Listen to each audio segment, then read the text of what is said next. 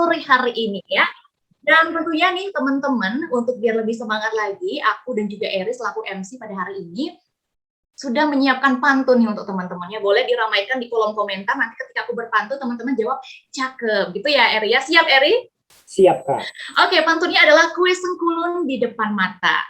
Cakep. Jangan dilihat kalau bahaya. Cakep. Halo semua generasi muda, selamat dan semangat mengikuti workshop dari Yogyakarta. Yeay, tepuk tangan dong semuanya walaupun secara virtual kita berjauhan, tapi tentu banyak banget ilmu-ilmu yang kita dapatkan ya Eri ya. Betul banget Kak. Walaupun udah siang seperti ini, namun spiritnya harus tetap semangat karena acara pada hari ini sangat insightful dan menarik tentunya. Sekali lagi, kami ucapkan selamat datang di acara Yogyakarta Entrepreneur Summit 2021, sebuah rangkaian workshop guna memantangkan ide-ide startup dan UMKM generasi muda. Sebelumnya, perkenalkan nama saya Eri Rizky dan partner saya Risma Devi yang akan membantu acara ini hingga selesai.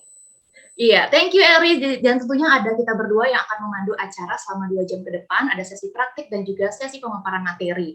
Nah, sebelum itu nih teman-teman, aku akan bagi sedikit nih apa sih sebenarnya tujuan dari Youth Entrepreneur Summit 2021 adalah di mana tujuannya untuk memberikan kesempatan untuk teman-teman pitching secara langsung nih di hadapan para ahli dan juga berinteraksi lebih dekat dengan mentor pilihan serta relasi dari seluruh Indonesia. Sekaligus nih teman-teman, acara ini sangat mulia sekali, di mana tiket pembelian workshop ini 100% akan di-share ke acara Youth Share, teman-teman. Wow, dan tentunya selain tujuan tadi agar acara ini berjalan dengan lancar ya, saya akan membacakan tata tertib terlebih dahulu sebelum kita memasuki sesi saran.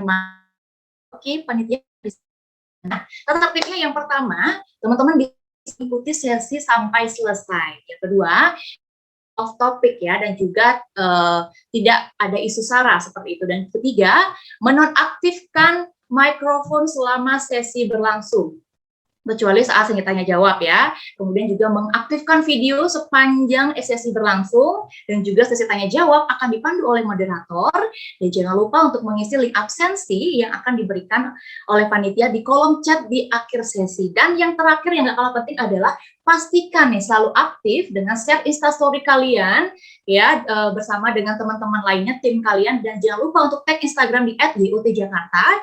Dan untuk instastory terbaik akan mendapatkan hadiah dari kami di tanggal 7 November 2021, tepatnya di puncak acara Yogyakarta Entrepreneur Summit 2021. Dan itu dia. Nah, ini dia untuk link donasinya teman-teman. Saya ingatkan kembali di mana tujuan dari acara ini adalah untuk bisa kita berbagi di hari yang spesial, di hari raya, untuk bisa berbagi untuk teman-teman yang mau untuk donasi bisa langsung di-scan barcode-nya atau ketik di Google bit.ly/YSNJKT21. Oke, untuk teman-teman yang mau donasi dipersilakan ya. Nanti juga akan dikirim di kolom chat Zoom teman-teman. Wih, Oke, rangkaian acaranya sangat menarik ya Karisma. Nah, Yoters pokoknya harus ikut nih sampai akhir. Dan jangan lupa untuk ikuti tata tertibnya ya. Nah, untuk hari ini, tepatnya pada 30 Oktober 2021, kita akan membahas workshop dengan tema Ideas Canvassing for Startup and SME. Akan ada sesi presentasi, Q&A, dan juga praktik bisnis model Canvas. Nah, sebelum berangkat ke narasumber yang pertama, ada sedikit presentasi dari Bara Imaji yang merupakan suatu digital agency yang memberikan solusi terhadap brand-brand dengan spesialisasi brand ambassador, call management, dan endorsement. Untuk perwakilan dari Bara Imaji, Kanafisa, kami persilakan. Mari Kak. Halo semuanya, Assalamualaikum warahmatullahi wabarakatuh. Salam sejahtera ya buat kita semua hari ini. Perkenalkan aku Ica. Di sini aku sebagai perwakilan dari Bara Imaji. Mungkin boleh dibantu di present PPT-nya. Oke, jadi di sini aku ingin mengenalkan salah satu hero campaign dari company kami, Bara Imaji, yaitu UMKM Membara. Sekilas tentang Bara Imaji, jadi Bara Imaji itu sebuah digital agency yang mana dia berfokus pada digital marketing menggunakan brand ambassador, KOL management, dan influencer. Jadi salah satu service kita itu juga yang paling on demand itu adalah endorsement. Boleh next? Oke, ini our service, ada endorsement, event attendance, kemudian kolaborasi kami yang sebelumnya itu ada dengan Teguh Wisnu, Shirin Sungkar, Irwan Syah, dan banyak lagi. Oke, nah ini kita langsung masuk nih ke salah satu hero campaign dari Bara Imaji. Apa sih itu UMKM Membara? Jadi UMKM Membara itu adalah salah satu inisiatif dari Bara Imaji untuk membantu para teman-teman UMKM nih yang ingin mempromosikan produknya. Dan di sini kami memberikan promosi produk tersebut secara gratis. Jadi kami memberikan kesempatan kepada teman-teman UMKM agar bisa mempromosikan produknya di platform sosial media Bara Imaji. Nah, siapa sih yang review? Nah, review itu adalah influencer atau artis. Nah, UMKM Membara ini tuh berangkat dari keresahan Bara Imaji kepada para UMKM, yang mana ada beberapa UMKM yang terdampak kan ya pas pandemi. Nah, jadi kegiatan ini berangkat dari keresahan tersebut. Boleh next? Oke, alhamdulillahnya sejak bulan Juni 2021, UMKM Bara telah membantu lebih dari 65 UMKM dan UKM. Dan hingga saat ini, per tanggal 23 Oktober, total UKM dan UMKM yang mendaftar itu sudah sebanyak sekitar 244. Dan setiap bulannya, Bara Imaji ini mengadakan syuting sebanyak 2 kali. Jadi setiap bulannya kami mengundang 2 artis atau influencer untuk mereview produk-produk UMKM nih. Nah, terus untuk kawan-kawan influencer dan artis yang sudah diundang itu ada Shirin Sungkar, Teguh Wisnu, kemudian ada Syifa, dan alhamdulillahnya untuk total views di kanal YouTube Bara Imaji itu sudah mencapai 4.000 dan IGTV di @baraimaji official itu sudah mencapai 21.974 views. Oke, boleh next. Nah, kemudian UMKM Bara ini juga sudah diliput nih teman-teman sama media rilis, mau itu dari ada Republika, kemudian ada FIFA, kemudian juga ada Antara, dan banyak lagi. Boleh next?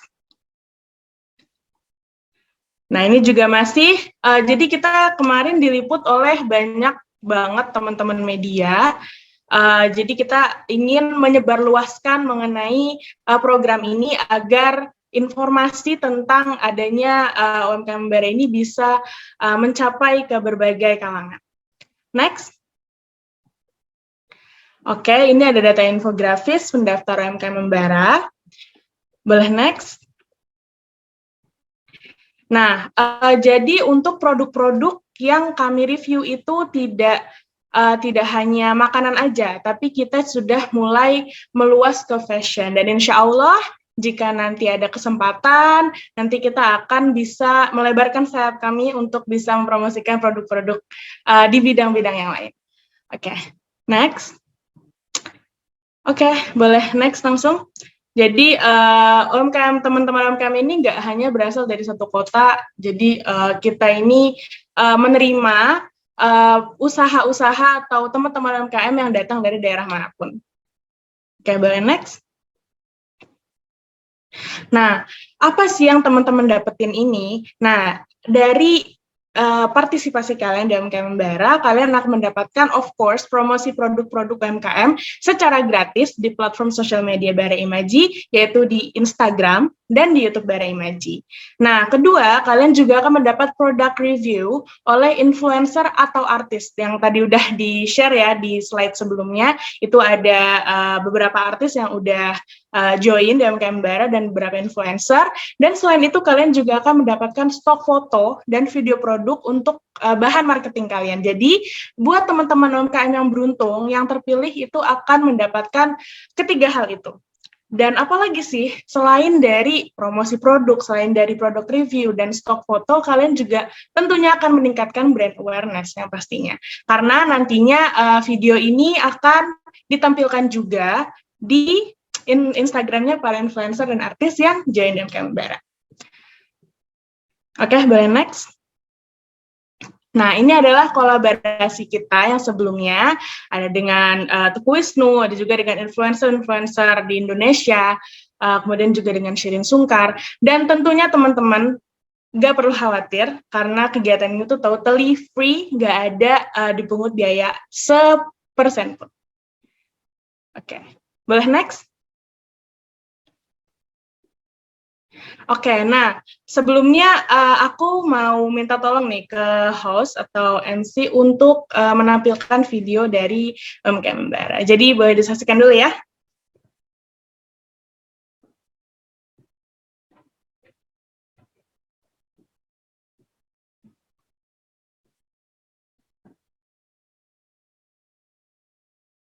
Assalamualaikum warahmatullahi wabarakatuh.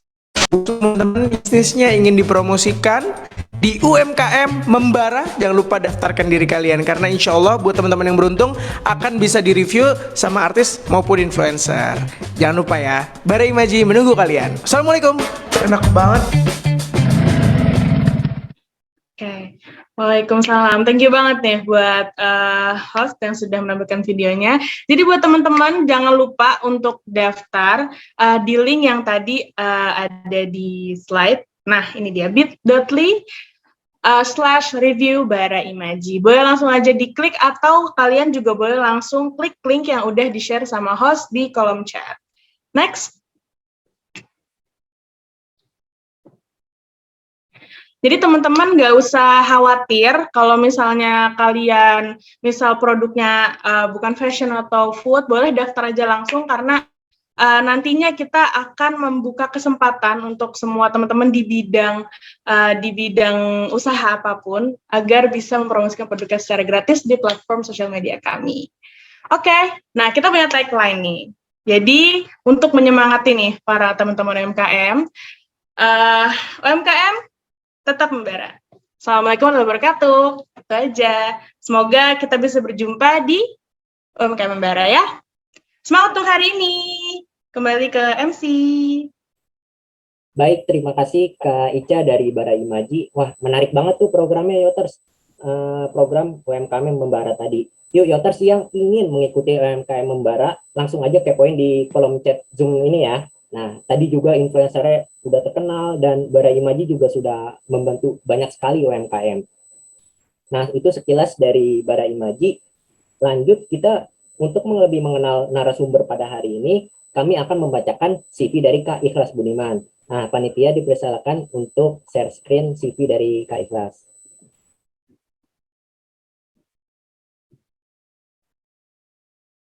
Nah, ini dia Yoters, CV dari Kak Ikhlas Budiman. Ia merupakan CEO dan founder dari Morphospace. Ia sudah berpengalaman dalam bidang Creative Art Director pada industri advertising dan marketing. Skillnya juga banyak banget nih disiplin ilmu yang ia miliki Yoters. Ada fotografi, graphics, logo design, advertising, dan typography. Ia juga lulusan dari Institut Teknologi Nasional atau ITENAS. Kemudian beragam pengalaman di bawahnya juga ada. Dia CEO dan founder dari Morphospace 2019 Oktober sampai hari ini. Kemudian Creative Art Director dari Neo Digital 2018 September sampai 2019 Oktober. Nah, kemudian masih banyak lagi beragam pengalamannya. Yoters bisa baca sendiri sampai bawah. Panitia tolong terus sampai satu kertas pun nggak cukup Yoters, saking banyaknya nih. Pokoknya udah nggak diragukan lagi pembicara kita pada hari ini. Nah, baik panitia, terima kasih.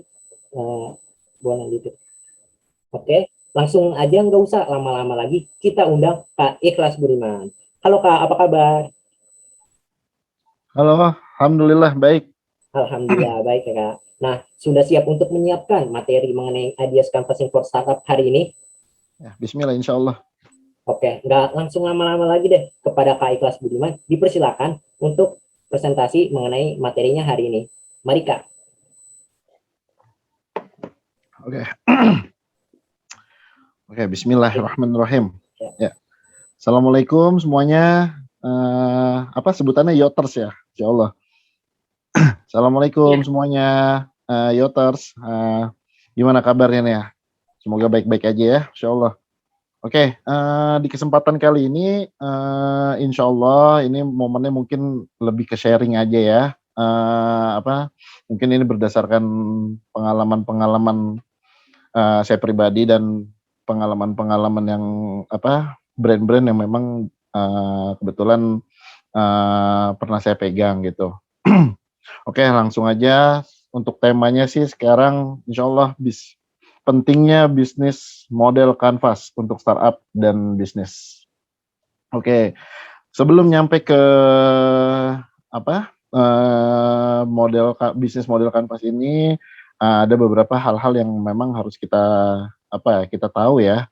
Nah, insya Allah bakal dijelasin atau kita bakal sharing di sesi ini insya Allah. Ya, next. Oke, berangkatnya dari latar belakang. Kalau teman-teman sendiri semua di sini udah ada yang pernah punya bisnis belum? Atau memang mau mulai bisnis gitu ya? Atau emang masih pada kuliah atau kerja gitu? Gimana nih rata-rata semuanya? Boleh nih teman-teman dijawab, Ya, pertanyaan dari kelas. boleh. Ada yang jawab kuliah Kak, ada dari Rizky kuliah katanya Kak. Oke, Ada Esther kuliah. kuliah. Yang udah punya bisnis atau mau mulai bisnis ada nggak? Itu Kak di kolom chat Zoom Abdullah, ada Oh Kak bisnis. iya. Ada Muhammad juga, ada kuliah semua. Ih, mantap. Oke. Siap. Oke, rata-rata kuliah ya, berarti wah, Masya Allah nih anak-anak muda semua nih, ya. Semoga spirit anak muda nih, kuat, membara gitu, kayak tadi UMKM membara ya. Oke, kita berangkat ya, bismillah dari background yang latar belakangnya itu banyaknya bermunculan startup dan bisnis baru dan tidak survive dalam waktu yang cepat atau sebentar. Jadi dalam waktu yang cepat itu mereka sudah tumbang gitu ya. Ya kalau kita lihat mungkin 10 tahun ke belakang ya, 10 tahun ke belakang eh kalau kalian sadar itu banyak banget startup yang bermunculan ya di Indonesia khususnya ya. Banyak banget bisnis baru yang bermunculan ya seiring bergeraknya zaman digital ini gitu. Wah, itu banyak banget. Nah, tapi ya banyak yang bisa survive tapi nggak sedikit juga yang ternyata gagal gitu. Nah, kenapa sih mereka ini gagal? Nah, coba kita berdel di sini ya. Oke, lanjut. Oke, 3 startup yang tutup di Indonesia. Ini kita coba jadiin sebagai studi case. Oke, pertama kelapa. Nah, udah pada tahu nggak nih kelapa? Pernah dengar nggak? Hah? Ya, kelapa ini e-commerce ya nggak jauh seperti apa ya jual. Oke, Esther belum pernah ya. Iya, iya. Ya, ini sebenarnya dia muncul tuh di era itu antara range tahun 2010-an ya. Kelapa itu sebenarnya seperti e-commerce. Dia jual barang gitu tapi lewat website gitu. Nah, kelapa itu sebenarnya sudah unik loh. Apa namanya? Memposisikan dirinya itu sebagai salah satu e-commerce yang unik gitu. Kenapa unik? Karena yang dijual ini berbagai kerajinan tangan para pengrajin di seluruh Indonesia. Nah, dan kebanyakan barang-barangnya handmade semua gitu. Nah, kenapa kelapa ini tutup gitu kan? Oke, ya sedikit sedikit dibedel secara unik oke banget, tapi kenapa mereka bisa tutup? Oke, nanti bisa mungkin ada penjelasan di bawahnya ya. Lanjut. Oke, Uber. Kalau Uber pasti pada tahu semua ya. Uber masuk ke Indonesia itu sekitar tahun 2013, 2012 deh kalau nggak salah tuh dia masuk ke Indonesia, ya menawarkan ojek online. Nah, di Indonesia sebenarnya pada saat Uber masuk pun Gojek dan Grab itu juga sedang merintis, bukan ya sedang memulai juga di Indonesia bisnis model ojek online ini. Tapi kenapa di Indonesia Uber ini nggak bisa survive gitu? Oke, mungkin sedikit ya kita analisa sedikit kenapa tidak bisa survive sama Gojek dan Grab itu Uber itu kalah karena kearifan lokal itu penting. Jadi benar-benar apa namanya mungkin di luar negeri gitu ya di luar negeri Uber sangat dibutuhkan, tapi ketika masuk di Indonesia ternyata dia tidak bisa survive gitu karena memang kearifan lokal itu penting. Mungkin Uber itu kurang memperhatikan kearifan lokal khususnya di Indonesia. Oke, next.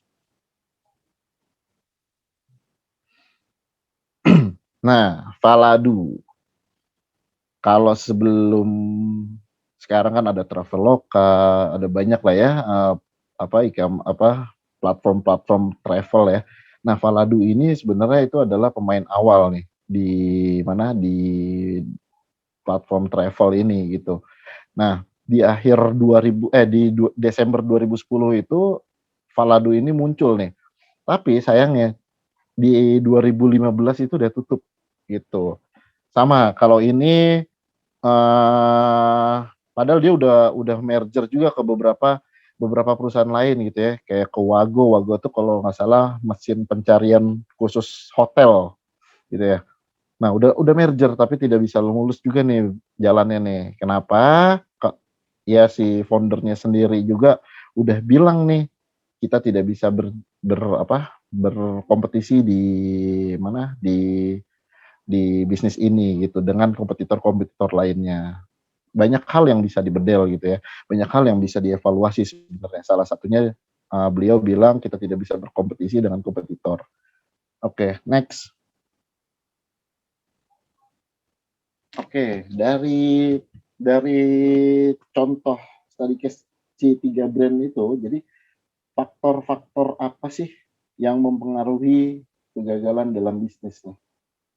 Oke, faktor-faktor apa aja? Mungkin dari banyak faktor gitu ya. Ya mungkin dari bisnis yang tadi di atas yang gagal itu bisa jadi dari perencanaan yang kurang jelas, terus mungkin dari ya kurang tepat untuk menentukan harga gitu, mungkin terlalu mahal atau terlalu murah gitu kan, atau kurang pendapatan yang diperoleh sejak peluncuran perdana gitu, semenjak dia launching ternyata operasional ini lebih besar dan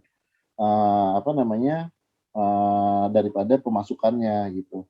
Mungkin tidak paham dengan kebutuhan pasar. Terus ya itu tadi gagal berkompetisi dengan kompetitor atau kurangnya pendanaan atau uang gitu. Ketika mereka butuh disuntik terus nggak ada orang yang mungkin percaya untuk disuntik atau tidak ada sumber dana yang bisa mereka pakai.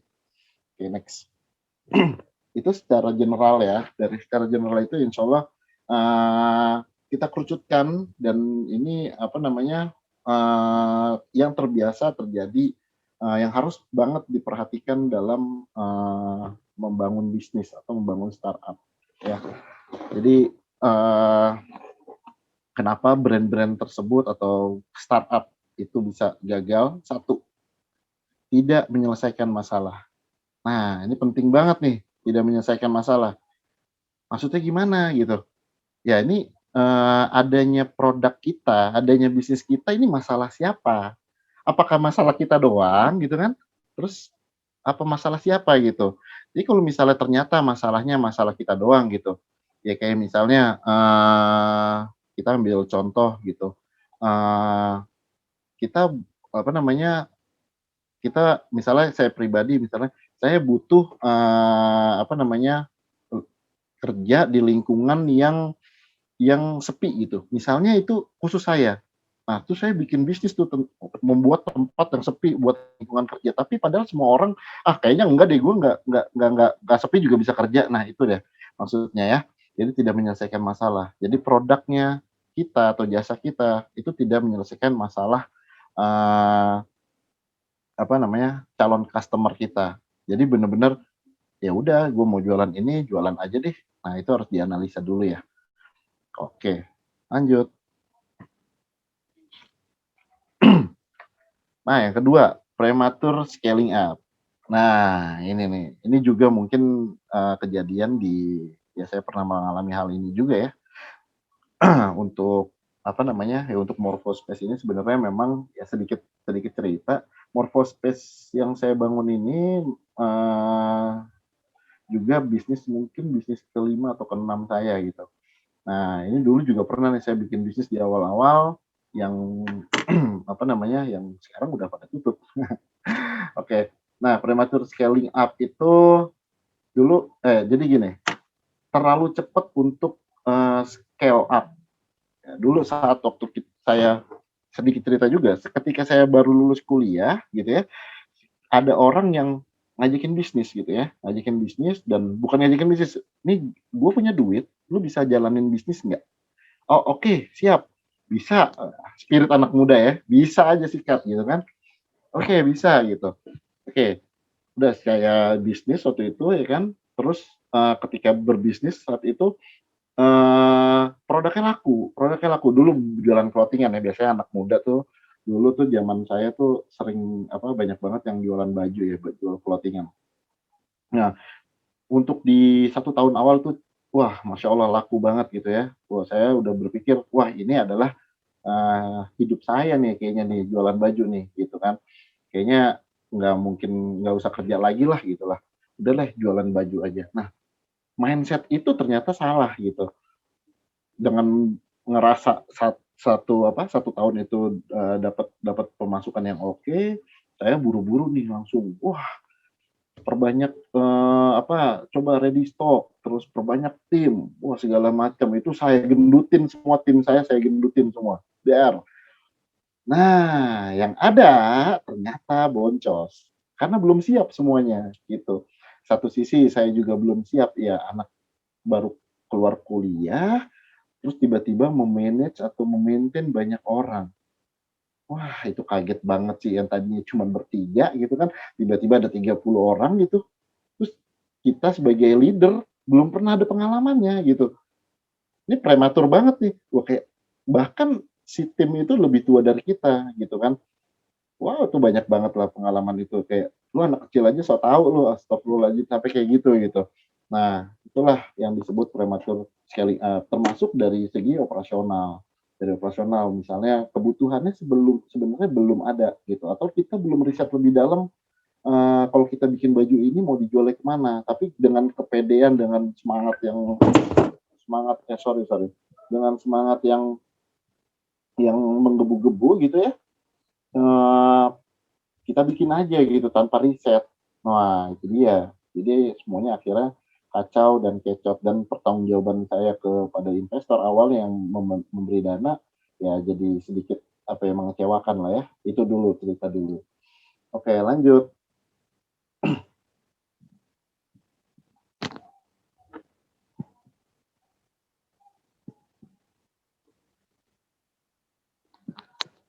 Nah, hubungan buruk antar founder. Ini dia nih juga nih, sangat penting. Kalau ngomongin hubungan itu udah mikirnya kayak kita lagi nyari jodoh nih, ya. Eee, karena hubungan buruk antar founder maksudnya gimana, kita saat ngebangun bisnis kan biasanya butuh partner nih, kita butuh teman atau butuh partner. Ini sangat harus kita perhatiin, jangan baru kenal udah diajak bisnis terus mau, atau baru kenal terus mau langsung bisnis bareng gitu. Kita harus kenalin dulu nih, siapa dia, latar belakangnya seperti apa gitu ya. Ya kayak kita mau nikah lah ya, ketika kita mau nikah, kita harus kenalin dulu nih siapa nih, pasangan kita nih gitu kan. Terus, latar belakangnya siapa gitu, dia background-nya apa, itu harus dikenalin gitu. Ketika kita main sikat-sikat aja, nah ini bisa terjadi nih. Jadi sesama founder ini beda visi, beda misi, beda tujuan. Wah, itu bikin kecap atau bikin perusahaan-perusahaan yang mungkin sudah besar pun ketika datang partner baru yang tidak sesuai, wah itu bisa gagal gitu. Karena memang satu visi, satu nafas itu penting banget gitu dalam dalam kita mau memulai usaha ya, atau memulai bisnis atau memulai startup gitu. Oke, lanjut. Nah, yang keempat itu cash flow yang buruk. Nih, cash flow yang buruk nih penting banget karena ketika kita memang mau memulai usaha, kita harus perhatiin nih sumber pendanaan atau modal kita berapa, dan ini harus dihitung matang-matang kira-kira kuat bertahan berapa lama. Nah, ketika ini tidak matang, ya udah pasti gitu. Jadi pemasukan itu lebih sedikit daripada pengeluaran, atau ya omset berapa tapi pengeluarannya benar-benar banyak gitu. Misalnya omset 10 juta tapi operasionalnya 20 juta itu udah nggak bisa tuh, itu udah nggak sehat dalam bisnis. Gitu. Jadi benar-benar harus dihitung tuh, harus dipersiapkan tuh cash flow-nya tuh, ini dana ini mau kemana nih, atau sumber dana ini kita dapat sekian, apa yang harus kita lakuin dulu. Nah, itu harus benar-benar disiapin. Oke, lanjut. So, dari problem-problem di atas, jadi apa nih yang harus kita lakuin nih, gitu ya. Oke, ya boleh nih kalau ada yang tahu nih, mau nanya juga nih, boleh nih untuk kalian. Kalau kalian tuh, menurut kalian tuh bisnis itu apa sih?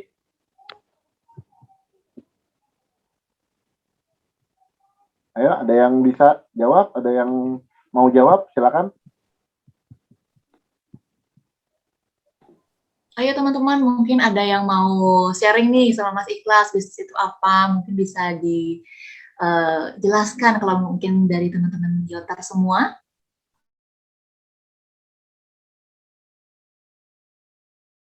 Apa sih bisnis itu? Kalau open mic juga boleh ya? Iya boleh Kak. Ini ada dari Rinsai. Masalah kegiatan usaha, jasa dengan tujuan profit, bisnis cari untung Kak. Insya Allah. Iya.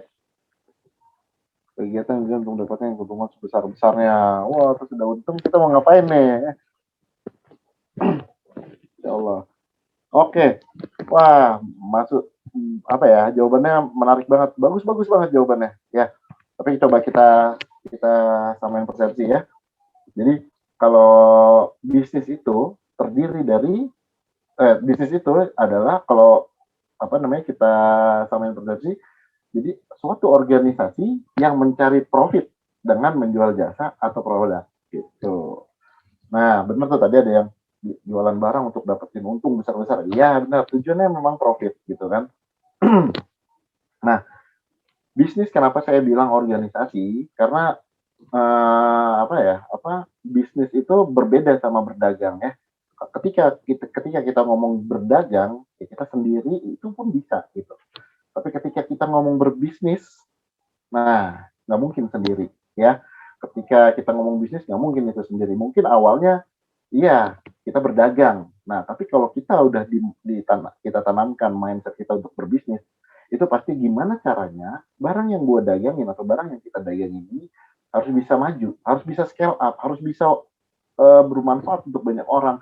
Bisnis yang kita bangun ini harus bisa besar. Nah itu dari barang dagangan misalnya awalnya gitu, misalnya jualan kacang gitu kan, jualan kacang ya udah kita sendiri aja jualan kacang. Tapi ketika mental kita atau mindset kita itu sudah berbisnis, nah gimana nih ya caranya gue dari jualan kacang tapi secara omset harus banyak. Misalnya kalau sendiri cuma 10.000, ya udah deh gue coba buka deh siapa yang mau jadi reseller. Nah jadi reseller dapat tuh misalnya ada 3 orang. Nah berarti udah ada organisasi tuh yang menjalankan ya. Secara pemasukan itu juga jadi lebih banyak gitu. Yang biasanya tadi jualan kacang sendiri sehari cuman misalnya dapat untung 100.000. Nah ketika buka open reseller gitu kan, nah misalnya ada 3 orang ikut, ya udah berarti kan udah ada pemasukan lain tuh dari reseller tersebut. Itu ya bedanya apa bisnis dan dagang gitu kan. Jadi balik lagi bisnis organisasi yang menjual jasa atau produk untuk mendapatkan profit. Oke, next.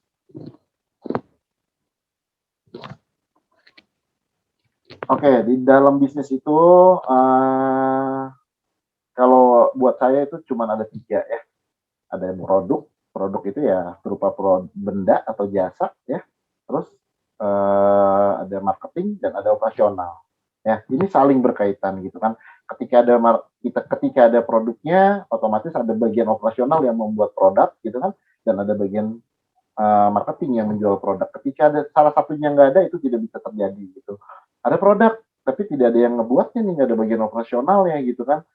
Ya mau gimana nih gitu kan. Marketingnya ada nih, tapi ketika orang mesen produknya nggak siap gitu. Begitu juga sama operasional dan produk siap tapi nggak ada yang ngejualin, nggak ada marketing, itu jadi dia bisa. Jadi ini tiga hal ini adalah ekosistem dalam bisnis. Oke, lanjut. Oke, balik lagi tadi ya. Jadi apa yang harus kita lakuin? Nih, sebelum kalau kita ngomongin apa yang harus kita lakuin dalam berbisnis, untuk pertama kali yang saya bisa kasih apa ya mas, kasih tips ya, itu yang harus dilakuin adalah mental. Siapkan mental, siap dan rubah cara berpikir. Nah, siapkan mental dan perbaiki mindset. Itu dia. Mental itu harus banget ya. Kalau misalnya apa ya? Kenapa saya bilang berbeda banget ketika kalian misalnya ya, ini nggak ada yang salah juga ketika kalian misalnya bekerja di perusahaan dan yang ketika kalian berbisnis sendiri itu sangat berbeda gitu. Nah, tapi ketika kita punya mental yang sangat kuat, mau kita kerja di perusahaan atau kita mau memulai bisnis sendiri, itu nggak ada masalah. Nah, satu yang pertama adalah mental dan mindset itu harus harus benar dulu tuh mentalnya harus kuat, mindsetnya juga harus harus harus kuat gitu kan. Mindset bisnisnya harus kuat. Terus tujuannya apa nih gue bangun bisnis gitu. Oke, mental dan mindset itu termasuk ke dalam pondasi ya. Nah, maka itu di poin pertama ini yang paling penting banget harus kita bangun dan harus apa yang harus kita lakukan supaya bisnis kita nggak gagal, bangun pondasi yang sangat kuat. Salah satunya tadi mental dan mindset. Oke, pondasi itu apa aja sih? Gitu loh. Pondasi apa aja sih? Pondasi itu termasuk apa namanya? Kita harus tahu dulu nih tujuan kita apa, tujuan kita bisnis apa, mimpi kita apa nih gitu. Ketika kita berbisnis cuman buat dapetin cuan lah, aduh jangan kayak gitu ya. Kayak dangkal gitu ya. Cuman gue bisnis jualan sabun misalnya, cuman buat dapetin duit misalnya, aduh dangkal banget gitu kan. Itu bangun pondasi dan bangun mimpi yang harus kuat gitu. Nah misalnya kita mau ngebangun apa namanya suatu bisnis gitu, kita harus punya punya tujuan nih misalnya, gua mau bangun bisnis gitu kan supaya bisa bermanfaat atau supaya bisa ngasih makan 50.000 orang gitu. Wah itu kan masya Allah gitu, mimpinya harus tinggi gitu.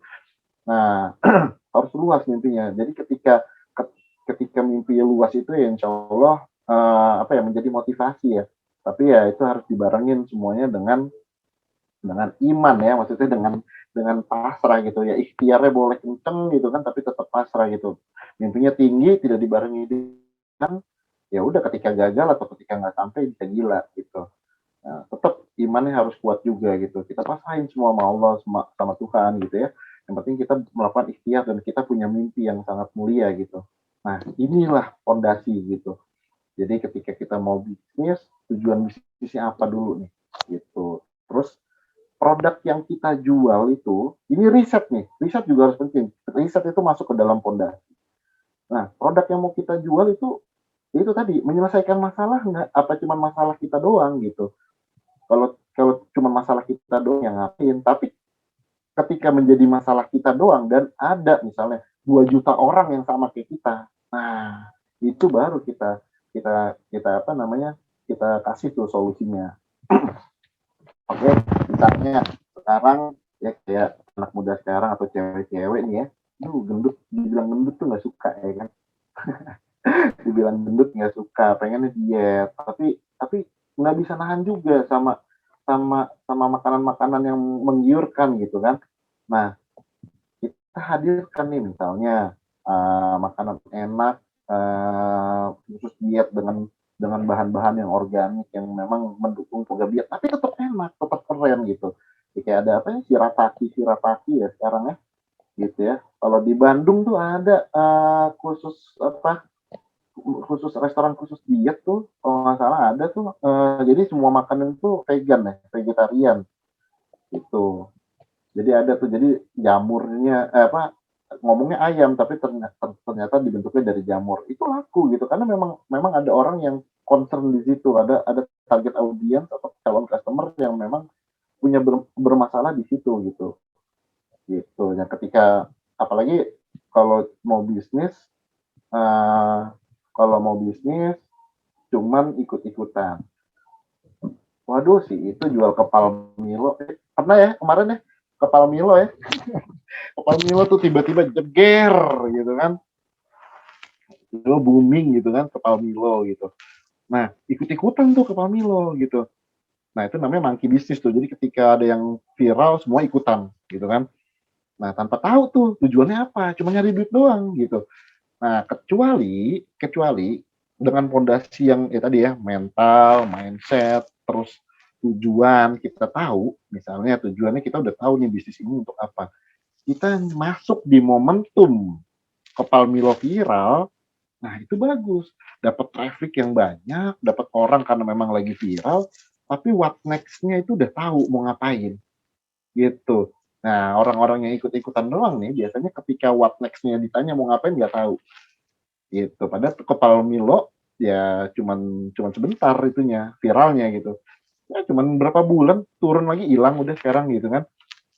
Nah mau dibedel lagi nih sebenarnya gitu kan kepal Milo itu memang Milo yang buat. Jadi banyak nih pedagang-pedagang di jalanan tiba-tiba ya itu konsepnya Milo. Sengaja dia pengen branding gitu. Udah lama nih pengen ngelakuin activity apa nih yang menjadikan si target audience itu ingat lagi sama Milo nih. Bikin kepal Milo gitu. Itu memang dibentuk sama Milo gitu. Demand itu memang dibentuk sama Milo. Ya segitunya sih memang brand. Jadi pondasinya itu harus kuat. Tujuannya harus tahu. Gitu. Fondasi itu banyak, sebenarnya macam-macam ya. Fondasi itu dari tadi ya mental, mindset, terus tujuannya apa, terus apakah menyelesaikan masalah, riset tuh paling penting. Terus itu tadi ya ngomongin cash flow itu juga masuk ke fondasi. Dipikirin nih,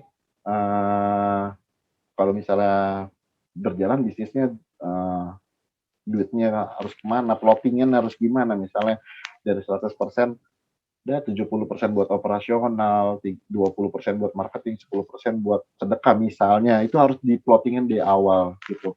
Ya sambil melihat juga kondisi yang memang terjadi ya di bisnis kalian masing-masing gitu. Oke, next.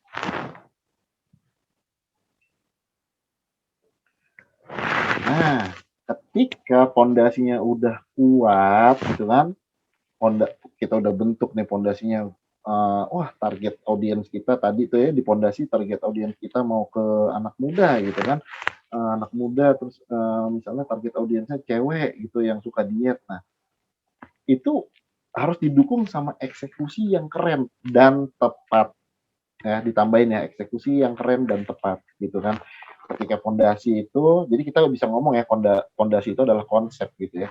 Ketika pondasi itu sudah kita analisa, sudah kita riset ya, itu butuh banget riset. Itu harus didukung dengan eksekusi yang keren dan tepat. Kenapa harus tepat? Iya, nggak cuma keren. Gini, ketika kita bikin tadi ya menu diet, target audiensnya perempuan gitu. Tapi kita bikinnya misalnya dari pemilihan warna itu biru semua gitu, birunya biru dongker gitu, cowok banget gitu loh. Nah, look yang terlihat tuh jadi maskulin, nah itu jadi nggak tepat tuh gitu. Padahal target audiens kita kan tadi wanita gitu, cewek gitu. Kenapa? Ketika eksekusi kan tiba-tiba jadi warnanya jadi looknya itu yang muncul jadi maskulin banget. Nah ini harus diperhatiin. Jadi eksekusi yang keren tuh masuk apa aja sih yang termasuk dalam eksekusi yang keren ya, dari pemilihan nama gitu kan, tadi pondasi udah tahu nih mau bikin makanan diet untuk perempuan misalnya khususnya gitu. Nah namanya apa nih gitu yang sesuai dengan tadi itu konsep bisnisnya mau jual barang apa yang mau dijual gitu. Namanya, logonya, brand identity-nya, brand color-nya, tone manner-nya, ini eksekusi. Ini kita namakan eksekusi. Ya, terus apa namanya proses brandingnya seperti apa gitu loh. Nah, karena kita udah tahu target audiensnya kan kita juga tahu kan gimana nih cara kita berkomunikasi sama mereka gitu. Nah, ini ada di dalam eksekusi gitu. Oke, next.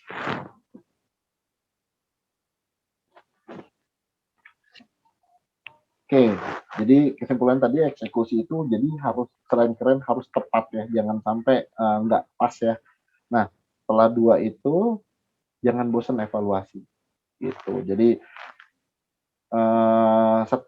setiap hari atau sesering mungkin itu harus dievaluasi. Apakah ini sudah benar? Apakah ini udah worth it dijalanin? Ketika kita punya konsep untuk ya, mau jual atau mau marketing lah ya, itu juga harus dipikirin matang-matang, dan setelah dijalanin kita evaluasi bareng-bareng, worth it enggak, cocok enggak, kayak gitu-gitu. Jadi 3 konsep ini nih sangat penting. Jadi ketika kalau di Morpho sendiri ya sedikit cerita ya, Morpho sendiri kalau saya setiap hari itu setiap pulang kerja, jam pulang kerja ya, jam 5:30 atau habis sholat maghrib, itu kita ngumpul semua satu tim. Itu namanya Morpho daily recap gitu kan. Jadi benar-benar satu hari itu kita sharing keluh kesah atau sharing progress lah segala macam di hari itu gitu. Jadi evaluasi ketika ada yang ini harusnya jangan kayak gini. Nah, balik lagi tuh. Nah, ini 3 ini berkaitan. Ketika evaluasi ternyata nggak cocok nih, kita balik lagi ke pondasi. Pondasinya berarti harus dibenerin nih. Ya, ada yang salah nih sama target audiensnya nih. Oke, berarti eksekusinya udah berubah target audiens, berarti secara eksekusi berubah lagi nih. Ini harus dibenerin. Nah, begitu aja tuh terus muter ya. Dari evaluasi kita evaluasi lagi yang kurang di mana nih. Misalnya pondasi udah bener, di eksekusinya nih kurang bagus. Nah, harus sering tuh kayak gitu. Jadi jangan bosan nih, dari 3 pilar ini itu harus setiap melakukan maksudnya aktivitas bisnis itu harus terus dijalanin 3 pilar ini. Oke. Next. Nah, ini pembedahan bisnis model kanvas. Mungkin ini nanti di sesi kedua kali ya. Iya Kak, di sesi kedua. Oke. Oke sih. Sampai situ di sesi pertama. Oke, terima kasih Mas Ikhlas atas pemaparan materinya terkait dengan pentingnya membangun bisnis model kanvas yang tadi sudah disampaikan oleh Mas Ikhlas, dan luar biasa sekali. Mungkin teman-teman tadi yang udah jawab punya bisnis ataupun yang masih kuliah ataupun kuliah sambil buka bisnis, boleh nanti ditanya di sesi Q&A. Sebentar lagi kita akan buka sesinya, mungkin kita buka 3 penanya dulu. Dan menarik sekali tadi, nanti kita akan juga bacakan kesimpulan di akhir acara ya, terkait dengan bagaimana kita tadi dijelaskan oleh Mas Ikhlas membangun fondasi yang kuat. Tentukan tujuannya, jangan asal ikut-ikutan viral tiba-tiba buat bisnis tapi nanti ujung-ujungnya enggak jadi gitu ya. Eksekusinya yang keren, dan yang terakhir juga disampaikan oleh Mas Ikhlas, poinnya adalah evaluasi terus-menerus supaya tahu nih yang mana kesalahannya, kemudian ada evaluasi lebih dalam lagi terkait dengan dunia bisnis. Begitu ya Mas Ikhlas. Terima kasih atas pemaparan materinya. Selanjutnya kita akan buka sesi Q&A ya Eria, tanya jawab. Untuk teman-teman kami persilakan boleh open mic ataupun open kamera. Atau kalau misalkan masih malu-malu boleh juga diketik di kolom chat Zoom, nanti kita akan tanya-tanya ke Mas Ikhlas begitu. Ya, mungkin teman-teman ada yang mau bertanya tapi ada yang punya bisnis nih, dari Putri Yuliasari yang udah jawab punya apa itu bisnis, ada juga Rizky yang bilang bisnis itu cari untung. Kita masih buka sesi pertanyaan, nanti kita terima 3 pertanyaan dulu.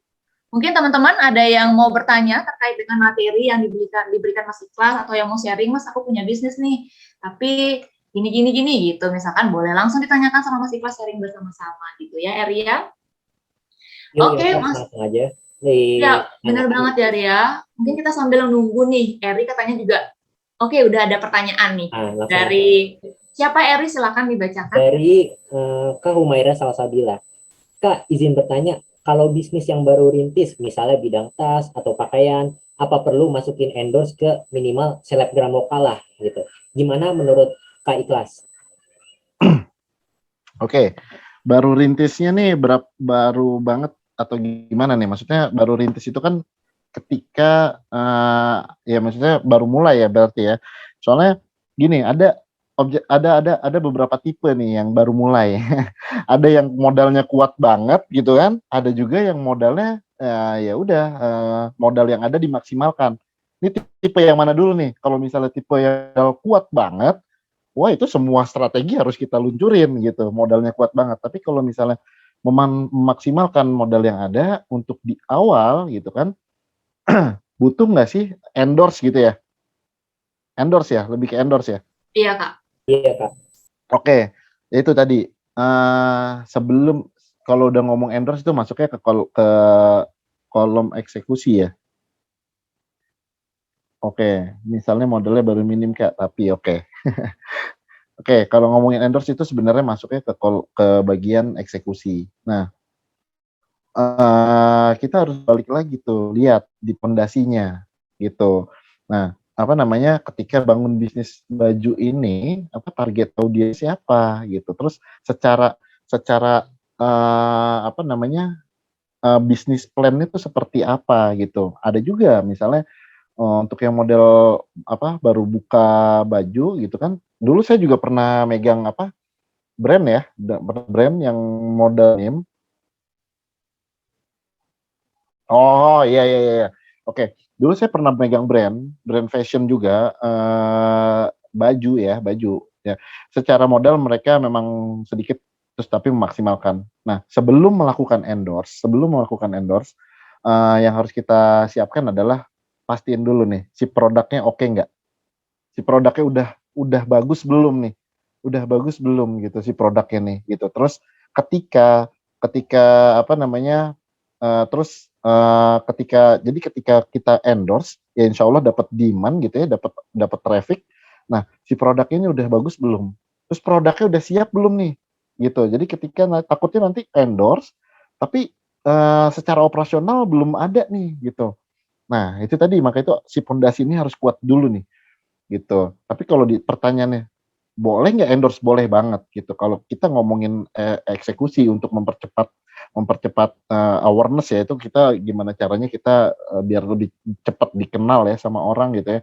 Boleh banget boleh banget, tapi dalam endorse pun juga harus lihat, produknya masuknya ke siapa nih, gitu. Jangan tiba-tiba produk produk, apa namanya, misalnya jualan jualan nikob gitu kan, tapi di-endorse-nya ke saya gitu kan, misalnya. Nah, itu harus dilihat juga gitu, masa saya tiba-tiba fotonya entar pakai cadar gitu, gitu sih. Kalau ditanya untuk percepatan bagus nggak nih, endorse? Iya, untuk sekarang itu masih nomor satu. Kenapa? Karena orang Indonesia itu atau orang itu seneng ngelihat testimoni ya. Ya testimoni, tapi balik lagi, si pondasinya itu harus kuat dulu. Ketika kamu endorse, si produknya harus bener udah siap, udah ready, mungkin secara kualitas itu harus udah oke banget. Gitu sih, kira-kira menjawab nggak? Oke, thank you Mas Ikhlas. Mungkin dari Humaira, ada yang mau ditambahkan lagi terkait jawaban di jawaban dari Mas Ikhlas tadi terkait dengan perlu ya, yang dijawab sama Mas Ikhlas perlu, yang penting fondasinya kuat, produknya ada, boleh-boleh aja menggunakan jasa endorse, asalkan kita juga benar-benar fondasi ataupun bisnis yang kita miliki itu produknya udah siap untuk dipasarkan seperti itu. Mungkin dari Humaira siap berarti intinya kesiapan produk juga ya Kak, selain biaya jasanya, gitu kata Humaira. Betul, Oh, betul, betul. Sama juga analisa si ininya ya, celebrity analisa endorse-nya Kak ya, siapa? Analisa si siapa namanya, si influencer. artis influencernya gitu, itu penting banget. Impact nggak nih, harus cari latar belakangnya itu, maka itu ada Bara Imaji tuh. Ya benar banget. Ya, mungkin boleh nih boleh langsung daftarin kali Kak ya yang Humaira yang Masya mau Allah ya, daftar, boleh banget. UMKM membara ya. Iya, baik, makasih banyak Kak kata Kak Humaira. Terima kasih juga Humaira atas pertanyaannya Ya yang sama-sama, juga. Masya Allah. Iya, benar banget ya Mas Ikhlas, yang pusat juga nih celebrity endorse yang tepat. Jangan sampai nanti sebenarnya makanan spring bed. Oke.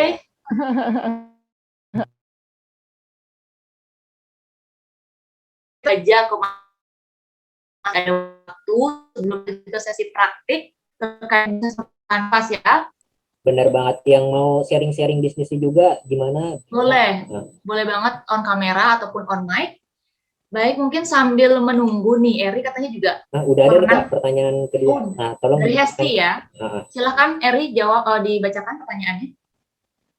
Mohon izin banyak Kak dari Mas Ikhlas di slide bos tim saya biasanya evaluasi itu setiap sebulan sekali, dan itu saya menanyakan bagaimana kendalanya dan apakah ada saran untuk kedepannya, dan mereka sudah menyampaikan. Namun beberapa hari kemudian menurut saya mereka kurang dalam melakukan kontribusinya itu. Menurut Mas Ikhlas, apakah ada saran Kak? Nah, Itu Kak, kira-kira bagaimana untuk saran kepada timnya itu yang kurang melakukan evaluasi ya. Oke, kalau saran saya setiap hari sih. Gitu. Saran saya setiap hari. Maksudnya jangan sebulan kali, maksudnya sesering mungkin lah. Sebisa mungkin bisa evaluasi, evaluasi. Ya, kenapa? Itu jadi nanti ketahuan tuh, kenapa dia kurang kontribusi nih. Si timnya ini kenapa jadi kurang kontribusi. Itu kalau misalnya sebulan sekali, kayaknya momennya udah kelamaan. Sesering mungkin, sebisa mungkin kalau bisa tuh kita duduk bareng, kita evaluasi. Itu soalnya ketika kita evaluasi bareng-bareng gitu ya, itu momen itu tuh banyak banyak banyak hal yang bisa terjadi gitu, kayak misalnya satu dengan adanya kita sering duduk bareng gitu kan, itu bonding sama tim itu jadi makin erat gitu kan. Terus mungkin tadinya tim itu sungkan untuk keluarin pendapat segala macam, itu juga jadi mungkin karena kita sering bonding itu mereka juga jadi lebih terbuka gitu loh. Gitu. Kalau di Morpho Space ya, kalau saya sendiri itu pasti setiap hari. Tapi kalau memang ternyata dari segi waktu dan dari segi waktunya dari kakaknya tadi nggak bisa gitu kan, ya mungkin bisa disiasatin ya seminggu sekali gitu atau 3 hari sekali. Jangan sebulan sekali, kalau menurut saya itu kelamaan. Soalnya pengalaman ya dari dulu sampai hari ini, ketika evaluasinya sebulan sekali itu udah basi gitu istilahnya. Kalau kalau kalau saya kayak gitu, kalau saya malah setiap hari. Jadi keluhan, ada masalah, ada problem itu langsung cepat teratasi gitu kan. Jadi hari ini ada problem, hari ini langsung ada solusi. Hari ini ada problem, hari ini ada solusi. Hari ini ada problem, besok udah tahu mau ngapain. Istilahnya kayak gitu. Oke, Mas Ikhlas. Berarti kalau misalkan kelamaan takutnya lupa juga dan akhirnya masalahnya semakin numpuk ya, Masnya. Kalau misalkan Mas Ikhlas sendiri kan setiap hari evaluasi, begitu ada masalah langsung selesaikan, ada masalah selesaikan. Nanti kalau misalkan cuma sudah sekali, jadinya makin numpuk ya, Mas Ikhlas ya. Kalau saya ya, kalau di tim Morpho biasa sesibuk apapun, misalnya saya nggak ada di tempat atau nggak ada di kantor gitu kan, misalnya saya di jalan atau di luar, tetap saya on cam gini gitu, tetap harus ngobrol gitu. Pokoknya memang setiap hari harus ya minimal 3 hari sekali lah itu kita lakuin evaluasi gitu. Begitu Oke, sih. siap Mas Ikhlas. Ya sudah terjawab ya pertanyaan dari Humaira, minimal 3 hari sekali ya katanya Mas Ikhlas ya. Oke, untuk sesi Q&A masih kita buka, ada waktu sekitar 1 menit lagi nih. Mungkin buat teman-teman yang mau tanya, kita masih terima. Satu pertanyaan lagi mungkin yang mau on cam, boleh banget. Ada berapa partisipan ini? Mungkin tadi ada sampai 30-an ya. Ada Rina mungkin yang mau tanya.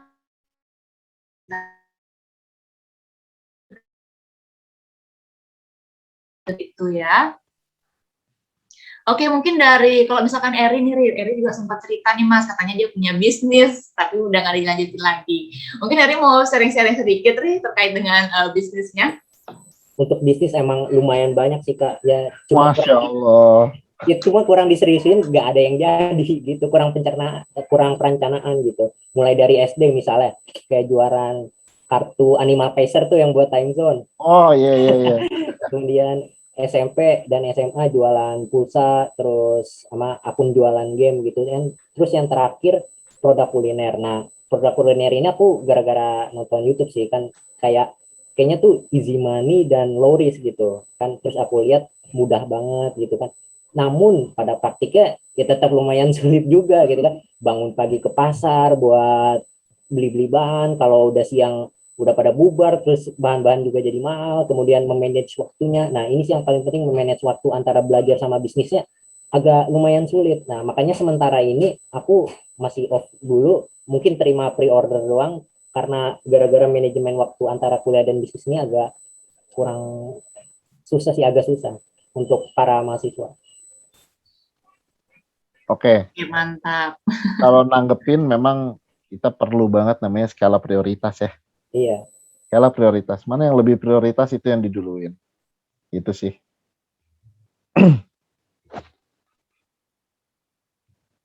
Mungkin teman-teman Yoters ini yang kayak ada kendala sama untuk menanyakan tentang prioritas atau gimana, boleh banget sharing. Oh, tadi tuh mau nambahin lagi ya sedikit yang buat Humaira yang dia nanya endorse ya. Iya Kak, boleh. Nambahin sedikit. Objektif endorse itu juga kamu harus tahu. Jadi endorse itu nggak semuanya untuk selling ya. Jadi ada influencer yang memang dia cuman butuh ya dia Maven namanya ya. Dia punya followers yang banyak aja gitu. Cuman buat jadi buzzer aja itu ya. Terus ada juga followers yang memang konektor. Konektor tuh apa? Mungkin secara follower jenis influencer konektor ya. Mungkin secara followers dia nggak terlalu banyak, tapi linknya dia, circle-nya dia ini para investor semua. Nah, terus ada juga selling ya. Jadi gimana cara? Ada juga tipe influencer yang selling. Jadi ketika dia pakai atau ketika dia promoin si barang kita, itu menggiring orang-orang mau beli ya.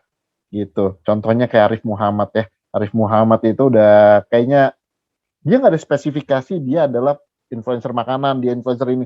Tapi apapun brand yang dipegang sama dia itu insya Allah pasti viral gitu kan. Gitu. Nah menurut data juga Arif Muhammad itu juga sampai ke selling gitu ya. Selain, itu kayaknya dia paket lengkap deh. Dari followernya banyak, dia konektornya juga bagus-bagus sampai akhirnya target audiensnya juga pada selling gitu. Ya gitulah, itu harus tahu dulu tuh objektifnya apa. Jadi mau branding doang kah biar nyebar aja nih si awareness-nya gitu, apa mau sampai selling nih, ya pasti ujung-ujungnya pengen selling lah ya.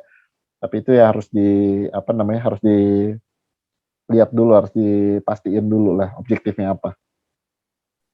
Kalau nggak salah tuh kita juga harus lihat engagement rate dari selebgram itu ya kayak.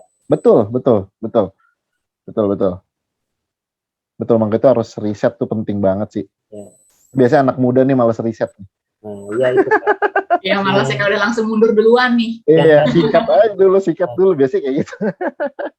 Biasanya sih kesalahannya yang pemula langsung endorse asal aja gitu kan, nggak diperhatiin gimana interaksi dia dengan followers kayak gitu ya Kak. Betul. Oke, siap.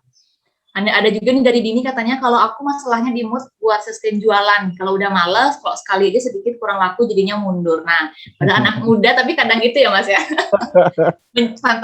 Cepat menyerah ya. Iya. Oke, kalau nggak mood, mundur.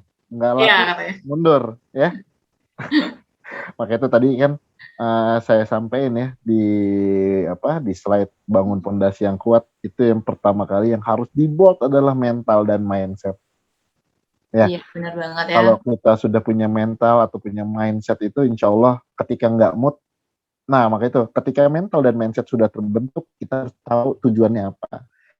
Nggak mood nih gitu kan, nggak mood nih sekarang, nggak laku sedikit, tapi tujuan kita sebenarnya kayak tujuan gue buka bisnis ini mau ngasih makan 200.000 anak yatim misalnya everyday gitu kan.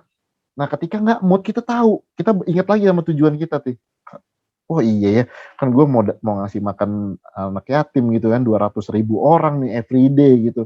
Kalau gue nggak mood terus atau gue nggak laku terus gue berhenti, gimana nih tuh sama mimpi gue gitu. Jadi ketika nggak mood, apa yang harus dilakuin itu bentuk bangun mental, mindsetnya harus dibenerin gitu kan, mindsetnya. Jadi jangan cuman itu ngikutin mood nggak mood gitu. Ya gue mau bisnis untuk bermanfaat untuk banyak orang gitu. Bangun mimpinya apa gitu sih. Wah nggak mood itu udah pasti sih, itu udah pasti banget gitu kan. Dulu saya dulu kalau boleh cerita sedikit dulu. Begitu memutuskan untuk berbisnis, dulu saya juga karyawan, saya makanya itu tadi ada pengalaman kerja kan. Dulu karyawan terakhir sebenarnya di Neo Digital itu udah cukup lumayan lah, secara gaji juga wah masya Allah gitu, udah banyak banget gitulah istilahnya, kalau disebut ya 2 digit lah ya, 2 digit gede tapi gitu ya. Tapi saya resign, memutuskan untuk yaitu berkomitmen mau berentrepreneur, mau berbisnis, mau mulai bisnis. Itu saya resign. Awal mula saya habis resign, saya jualan nasi uduk pinggir jalan. Jualan nasi uduk pinggir jalan gitu. Nah, panas, terik gitu kan. Udah nggak, kalau bikin nasi uduk tuh belanja ke pasarnya malam tuh ya. Jadi pas sarapan udah belanja ke pasar tengah malam, ya kan, bawa anak bini gitu kan, anak saya waktu itu masih umur 1,5 tahun ya gitu kan, saya bawa naik motor ke pasar gitu. Nah paginya jualan, terus nggak laku. Aduh, gimana nih? Kalau mental dan mindset dan nggak punya mimpi, udahlah saya kerja lagi aja, balik lagi kerja, sesimpel itu. Balik lagi kerja, gaji saya terakhir udah lumayan kok, paling masuk ke kantor, ya referensinya kalau nggak sama dengan yang terakhir, pasti lebih gede dong. Sesimpel itu. Gitu. Tapi Iya. karena saya punya mimpi, kayak punya tujuan gitu kan, kenapa sih gue harus bangun bisnis ini gitu. Nah itu jadi termotivasi di situ. Iya, Gitu. siap Mas Ikhlas. Jadi bangun mental, bangun fondasi, dan harus mengejar mimpinya. Jangan sampai menoleh ke belakang. Kalau misalkan gagal, ya harus bangun lagi dan coba lagi kejar mimpi yang sudah dikomit gitu ya Mas Ikhlas Betul, ya. betul. Oke, karena waktu untuk sesi Q&A sudah habis Mas, karena kita akan lanjutkan lagi nanti di sesi pemaparan praktik ataupun praktik bersama dengan Mas Ikhlas sendiri, maka kita akan lanjutkan ke istirahat dulu nih Mas. Jadi untuk Oke. teman-teman boleh istirahat dulu, mau makan atau mau minum dulu selama 10 menit, tapi teman-teman jangan leave ya, tetap berada di ruangan Zoom ini, dan boleh sambil minum, sambil makan gitu ya Eri ya, sambil juga tadi catat-catat nih sebagai bahan evaluasi kalau misalkan membuat bisnis ataupun sedang menjalankan bisnis seperti itu ya. Oke, untuk itu teman-teman boleh istirahat selama 10 menit, jadi nanti akan balik lagi, tapi jangan leave ya di room Zoom pada hari ini. Selamat istirahat selama 10 menit teman-teman, nanti kita akan kembali ya. Oke.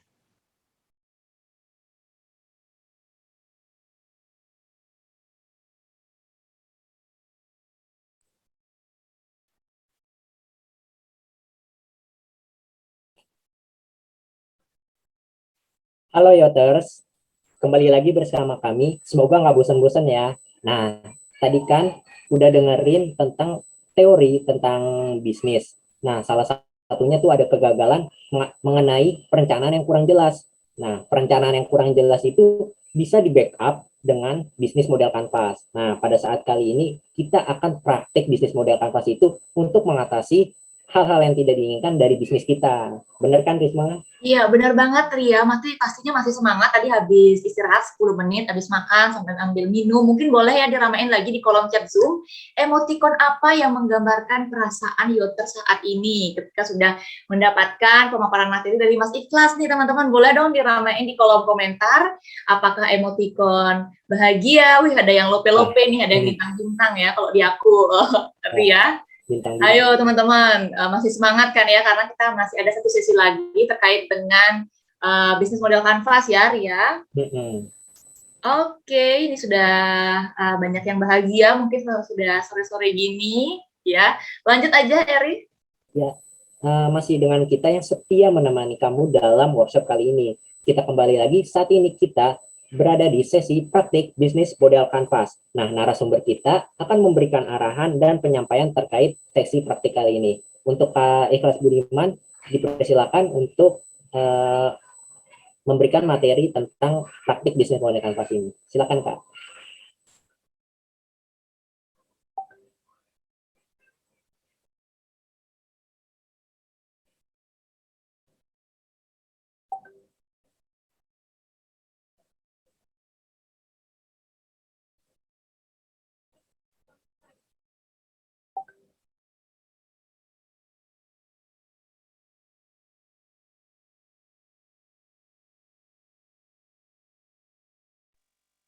Oke. Bismillah. Boleh bantu di ini share screen? Panitia boleh share screen yang praktik bisnis model kanvas PPT tadi.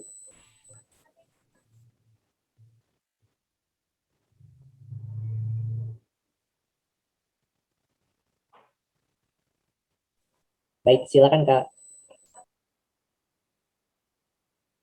Oke, Bismillah.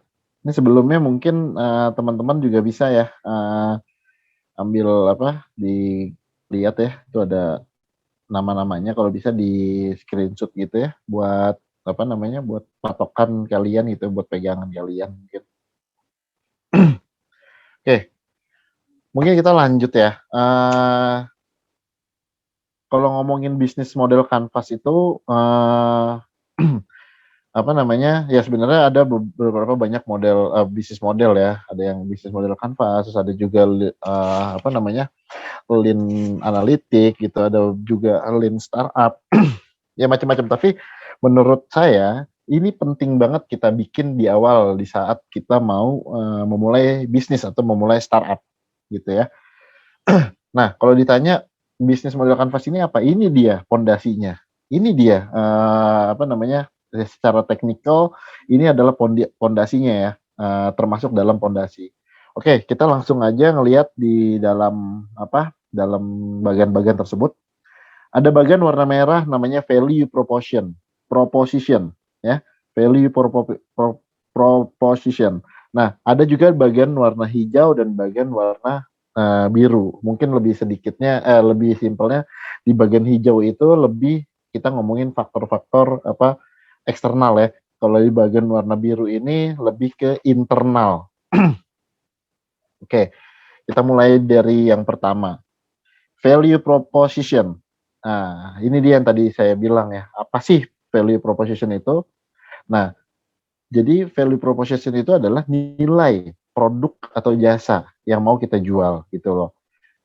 Jadi tadi, apakah ini menyelesaikan apa namanya masalah nggak nih gitu?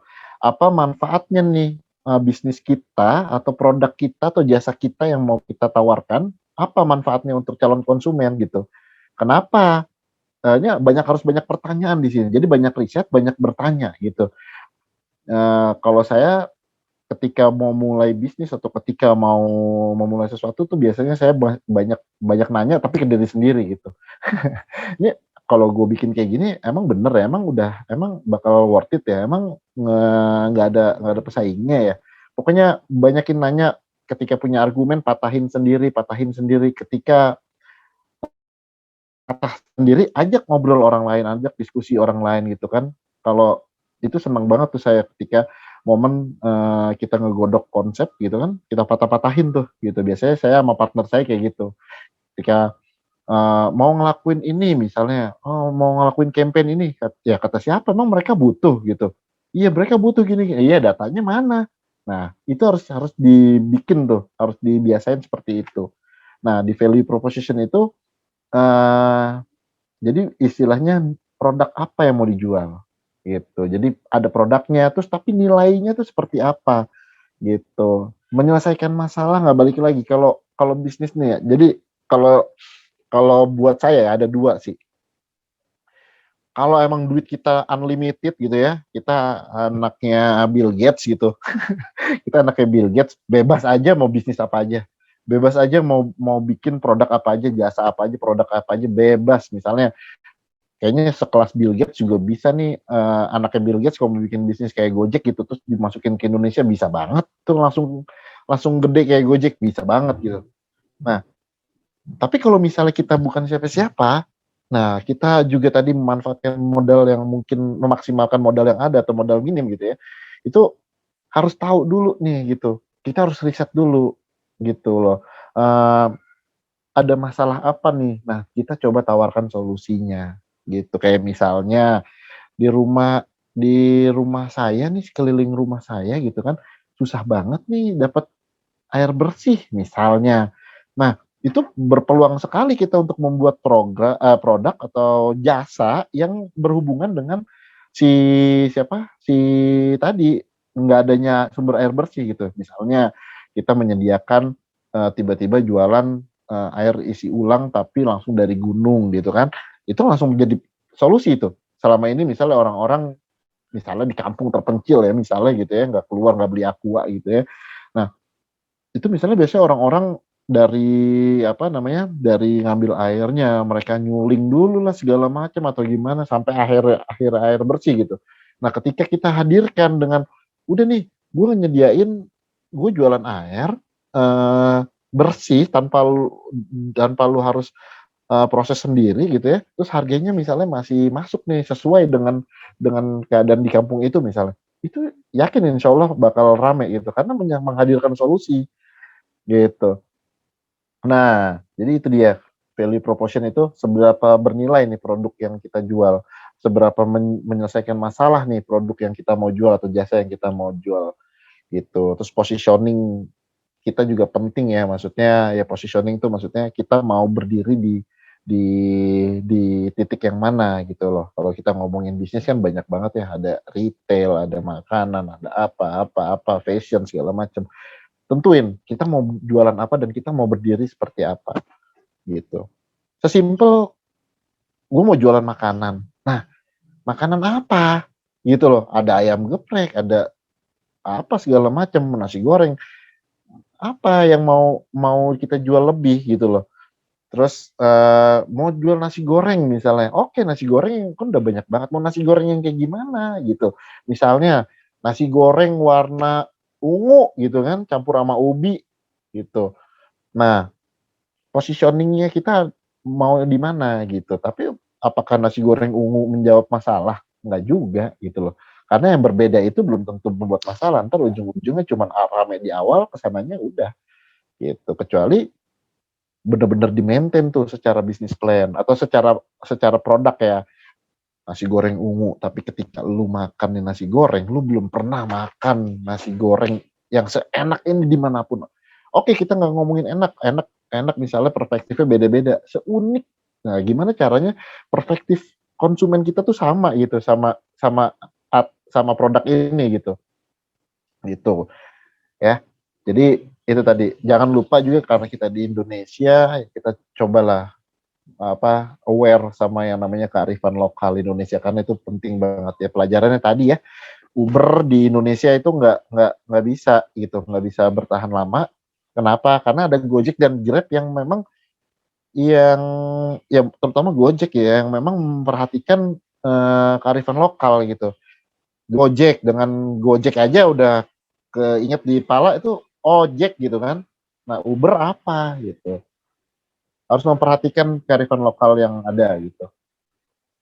Oke, untuk value proposition itu.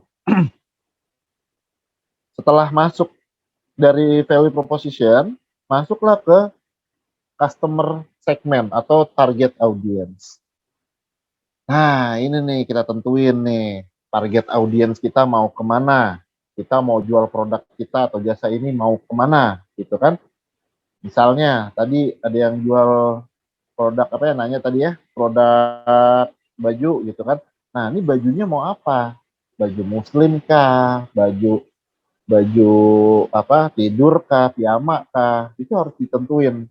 Gitu target audiensnya siapa. Ketika ngomong baju muslim aja itu udah banyak target juga tuh. Baju muslim apa? Baju muslim yang buat anak kecil kah? Buat anak muda kah? Atau buat ibu-ibu? Itu udah pasti berbeda cara berkomunikasinya. Gitu. Jadi memang harus ditentukan target audiensnya mau kemana, target marketnya mau kemana. Menyelesaikan ketika kita tahu target market kita, ya insya Allah kita juga tahu problemnya mereka dan kita menghadirkan solusi. Insya Allah itu bakal bisa berjalan bisnisnya. Gitu. Jadi target audiens itu penting banget, kita harus tentukan dari awal gitu. Dari demografinya, ya demografi itu kayak misalnya target audiens tuh spesifik gini nih, misalnya kita mau bikin coffee shop gitu. Nah, target audiensnya bisa banyak loh. Misalnya coffee shop ini gue mau buat anak muda, ya kan, anak muda laki dan perempuan umurnya 18 sampai 35 yang demografi atau psikografinya yang kebiasaan mereka adalah suka nongkrong. Nah, kita hadirkan nih coffee shop gitu. Kita hadirkan nih coffee shop itu kan menjawab tuh, misalnya anak-anak tadi ya, anak-anak muda yang suka nongkrong gitu kan. Terus butuh tempat nih, kita hadirkan coffee shop itu juga pasti berbeda dengan coffee shop yang target audiensnya adalah anak muda yang suka kopi banget, kopi antusias ya, sama anak muda yang suka nongkrong. Itu coffee shopnya pasti berbeda. Mungkin yang coffee shop yang suka nongkrong lebih ke cafe atau lebih ke tempatnya yang kita mainin, misalnya yang Instagramable atau tempatnya dikasih mungkin ada permainan Uno segala macem gitu kan. Tapi ketika kita mempunyai target audiens yang coffee enthusiast, kayaknya dia lebih prefer datang ke coffee shop yang memang lebih sepi, jadi dia bisa banyak diskusi sama baristanya, itu harus penting banget target audience. Jadi ketika kita berkomunikasi kita nggak salah nih, gitu loh. Jadi ketika kita mau ngomong target audience kita, misalnya orang tua, terus kita ngomong di Instagram, bro, lo gue gitu misalnya, lo mau kemana aja bro? Ya padahal ngomongnya ke orang tua kita gitu kan nggak mungkin gitu. Nah makanya target audience itu penting banget gitu. Nah ketika membedel target audiens kita, kita juga harus tahu tuh yang potensial untuk sekarang di Grab untuk bisnis kita siapa gitu.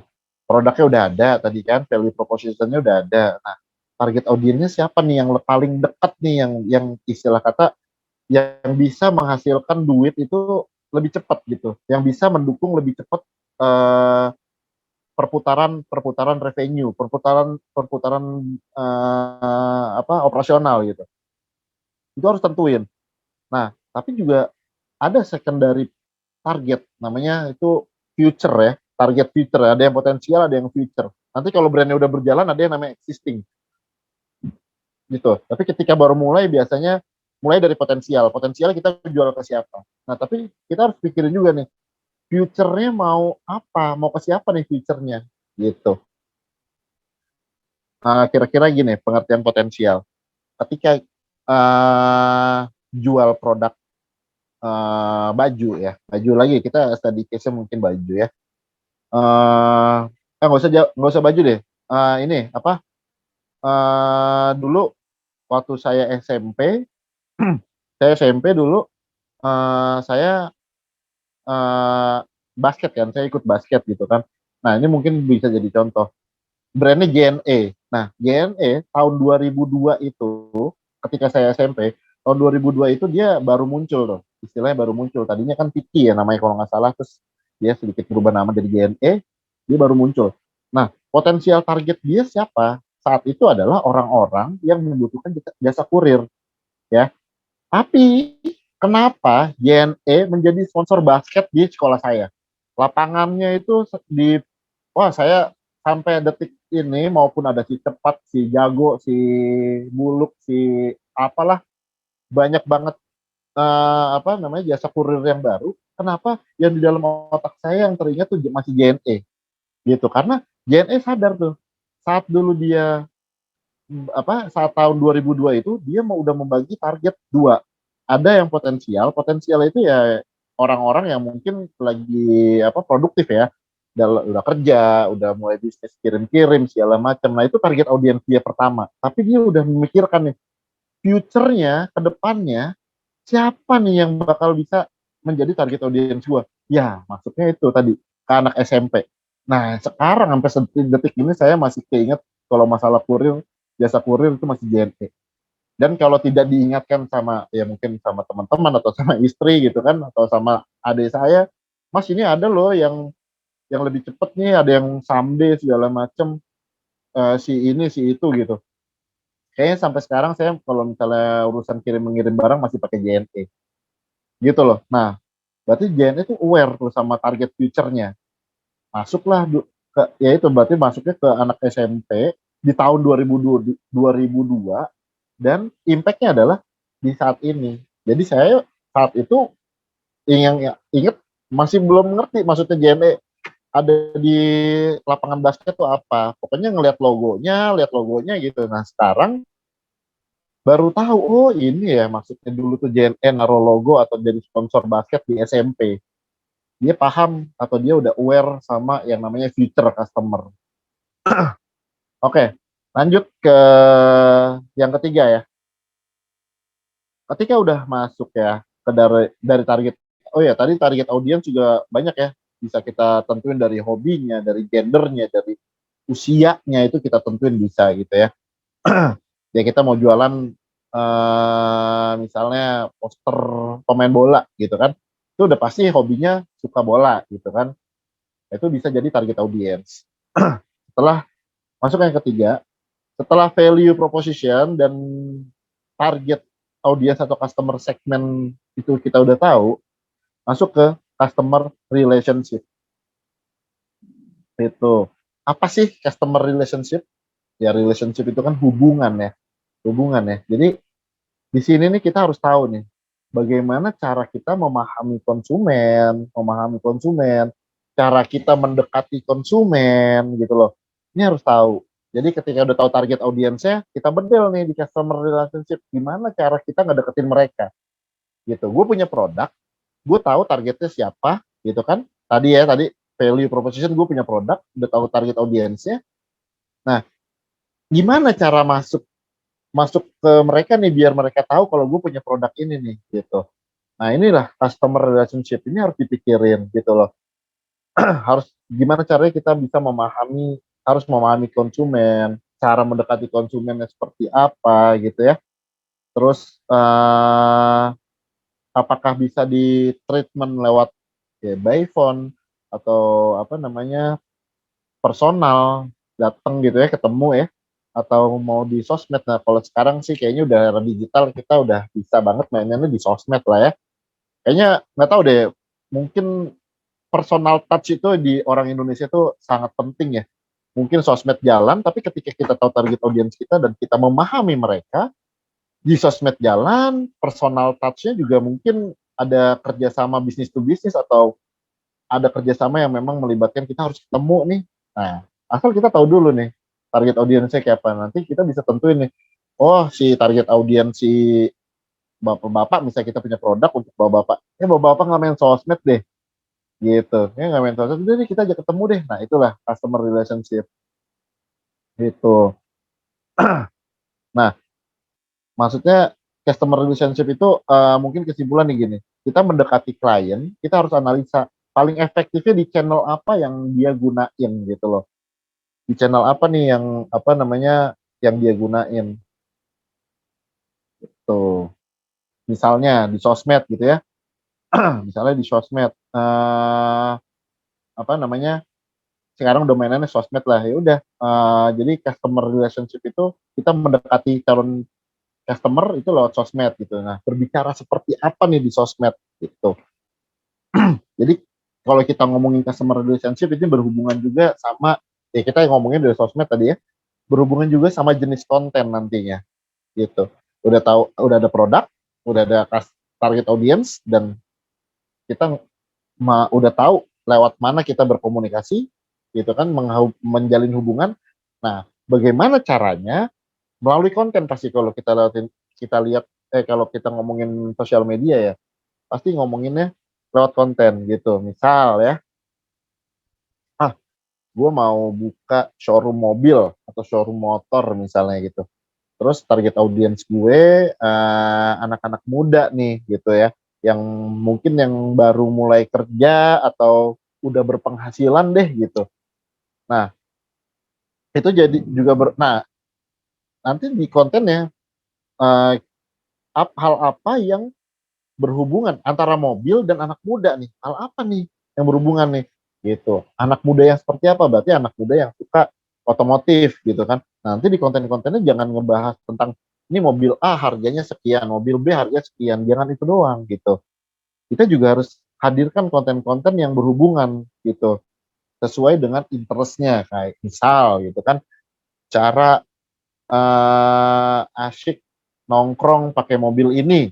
Nah, atau maksimalkan malam minggu kamu dengan mobil ini gitu. Asiknya rame-rame nongkrong sama temen gitu. Yang berhubungan dengan mobil dan kebiasaan si anak muda gitu. Bahasanya juga harus sesuaikan. Jangan ngomong ke anak muda tapi bahasanya jadi kaku banget gitu kan. Pokoknya kita harus lihat tuh interestnya apa. Nah, masuklah kita apa istilahnya kita kalau ngomong dari konten itu gimana caranya kita bisa masuk ke hati mereka gitu. Jadi seolah-olah mereka tuh ngerasa kita perhatiin gitu. Ketika jual mobil, buka showroom gitu kan, masuk ke anak muda, oh anak muda yang mau nyari mobil nih udah tahu nih datangnya ke showroom kita. Karena di konten sosial media kita nggak cuma jualan gitu, bahkan kita mungkin bisa jadi media informasi, misalnya cara servis mobil sendiri di rumah. Nah, anak-anak muda kayak gini kan biasanya kayak mau ke bengkel, gue mau beli mobil, gue udah punya mobil, tapi mau ke bengkel kayaknya mahal deh. Gue coba ngoprek sendiri. Insight-nya kan anak muda juga biasanya suka nih oprek segala macam. Kita hadirkan gitu yang sesuai. Ngoprek mobil atau servis mobil sendiri di rumah tanpa budget yang tinggi. Nah, kayak gitu-gitu. Itu kan relate ya. Jadi antara produk, antara target audience itu kan sangat relate gitu. Kebiasaan target audiensnya apa, kita hadirkan di customer relationship ini gitu. Oke, ya itu ya tadi ya, masuknya ke channel, terus masuk ke channel ya. Channel itu ya media apa nih yang dekat sama si target audience itu kita masukin gitu ya, kayak tadi contohnya sosmed gitu kan.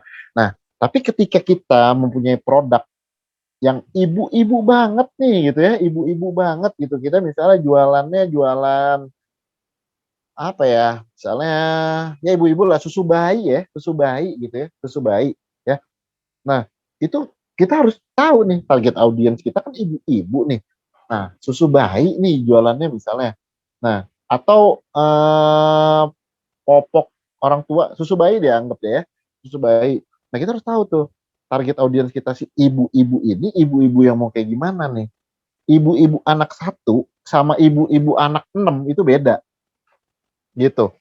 Ibu-ibu anak 1 mungkin gitu ya, kita ambil general umurnya masih umur 25, 26 gitu. Masih main sosmed. Ketika ibu-ibu anak 6, jadi ini anak yang ke-6 yang butuh susu kita gitu. Nah, anak yang pertama misalnya umurnya udah 15 tahun gitu ya. Nah, apakah ia masih main sosmed? Iya, sosmed. Tapi apakah di mana sosmednya? Nah, itu yang harus kita perhatiin. Ini channel nih. Jadi ibu-ibu yang anak 1 ya kan, kita mau jual susu, oh udah pasti nih kisaran umurnya di angka 25, 26 masih main Instagram. Ketika yang ibu-ibu satunya lagi gitu kan, di yang anak 6 berarti kayaknya umuran segitu nih Instagram nih kayak cuman lewat aja nih, mungkin ya. Kita analisa lagi. Nah, tapi yang lebih masuk kayaknya ke Facebook deh. Karena dia lebih mature itu biasanya ya kayak pengalaman pribadi sih ya. Kita main IG gitu kan, bokap gue, nyokap gue itu nggak tahu IG tapi taunya Facebook gitu, mainnya di Facebook gitu atau di grup WhatsApp sama temen-temennya. Nah, itulah channel. Jadi ketika kita punya target audience, kita tahu nih biasanya mereka pakai channel apa sih, pakai media apa sih gitu, di sosmed kah atau di TV kah gitu loh, atau bahkan kita bisa memutuskan gue mau berkomunikasi sama mereka lewat media billboard gitu. Wah, ini pembedelan masalah billboard aja panjang banget.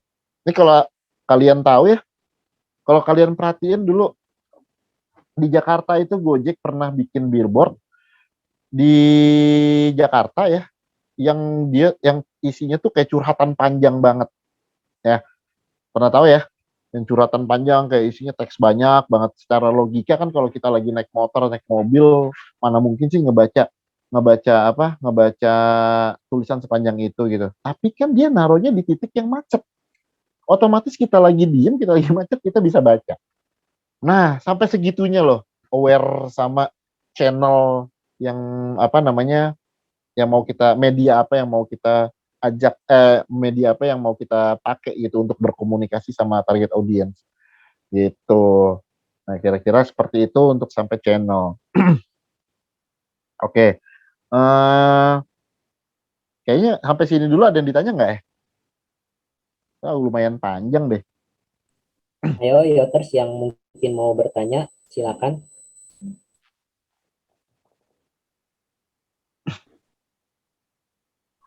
Ya, benar banget untuk teman-teman yang mau tanya, karena kita masih punya waktu lagi 10 menit nih untuk sesi tanya jawab sebelum kita tutup dan juga sampaikan kesimpulan yang sudah diberikan materi oleh Mas Ikhlas. Ya, teman-teman boleh banget bertanya di kolom chat Zoom atau bisa on kamera atau on mic ya. Mungkin dari Eri, kalau tadi yang Eri tadi katanya mau nanya-nanya nih terkait dengan dunia bisnis ya Eri ya, sambil menunggu jawaban ataupun pertanyaan nih dari teman-teman Yoters semua. Mungkin aku dong. Ada tuh. Baik, silakan Rizal. Iya, terima kasih Kak Ikhlas. Oke, Kenalkan saya Rizal dari Palu, Sulawesi Tengah. Masya jauh ya. Ya, makanya beda waktu ini. Udah mau gelap nih sini. Beda berapa jam ya? Jam? Sejam, Mas. Ya. Sejam. Oke, sejujurnya Kak, ini terkait dengan BMC sendiri, alhamdulillah saya sudah beberapa kali temui juga dan setiap sesi itu juga saya dapatkan nilai-nilai yang apa istilahnya lebih menambah pengetahuan untuk memperjelas secara detail tentang BMC ini. Nah, di sini mungkin saya bertanya tentang di customer segment kita. Misal kita nih punya suatu produk dengan value tertentu dan eh, khusus untuk ibu-ibu. Nah, secara otomatis customer kita itu lebih besar atau lebih presentasinya lebih tinggi ke ibu-ibu sendiri.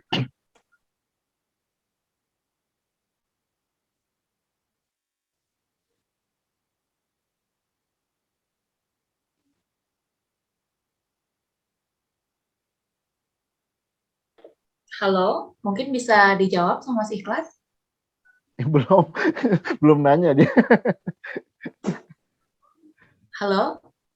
Sepertinya ada gangguan di Oh mic-nya iya, Kak Rizal. izin di chat dia. Iya, Halo, halo. Oh ya, Ya, ya. ulang-ulang, teruskan sedikit. Jadi terkait dengan customer tadi yang sempat saya bilang lebih presentasinya lebih tinggi ke ibu-ibu, apakah di pada kolom channelnya itu apa namanya kita lebih memusatkan channel kita untuk ke segmen customer ibu-ibu sendiri atau kita bisa imbangi juga Kak untuk mungkin bisa jadi ada apa namanya selain ibu-ibu dalam hal ini gadis-gadis mungkin atau yang belum menikah begitu. Jadi apakah kita bagaimana sih caranya kita apa namanya kita prioritaskan channel kita untuk ibu-ibu tapi untuk yang selain ibu-ibu juga kita tetap backup. Kurang lebih seperti itu Kak. Oke. Ya, terima kasih. Oke, pembahasan singkat aja. Tadi sempat saya sampaikan ya, ada yang namanya potensial dan ada yang namanya future. Nah, berarti bisa diklarifikasikan lagi. Ada yang namanya primary target dan ada yang namanya secondary target. Oke, nah primary target kamu tentuin dulu tuh produk kamu itu ibu-ibu apa sih gadis-gadis ini, gitu. Kalau memang ketika produknya ibu-ibu otomatis prioritaskan si ibu-ibu ini gitu. Jadi kita mainnya menyusur target-target atau channel-channel yang sesuai dipakai sama ibu-ibu ini. Nah, berarti kan ada secondary nih, ada secondary apa? Secondary target audience nih. Misalnya si siapa namanya? Si anak muda ya atau anak cewek ini gitu loh. Mainannya misalnya kalau kita ngomongin ibu-ibu mainnya di Facebook. Nah, kita beriklan atau kita bikin konten untuk Facebook. Ketika secondary target itu adalah anak-anak muda ya, gadis-gadis tadi ya. Nah, itu kan pasti mainnya Instagram. Bikin dua konten yang berbeda di Facebook dan di Instagram. Tapi secara positioning atau value propositionnya harus tahu dan tetap harus disampaikan brand ini untuk ibu-ibu gitu loh. Nah, ketika masuk target audiensi secondary atau yang target kedua itu si anak muda berarti ya, cara berkomunikasi kita tetap berarti di Instagram misalnya gitu. Tapi cara berkomunikasinya yang beda.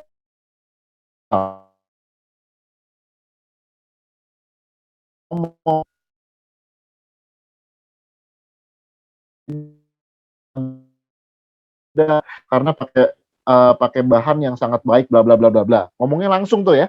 Tapi ketika di Instagram berbicara dengan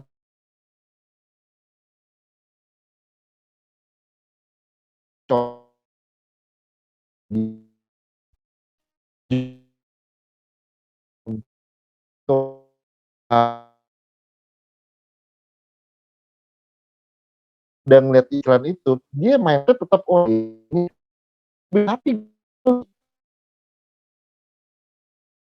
gue atau untuk si calon mertua gue atau untuk hadiah ke guru gue, ke dosen gue.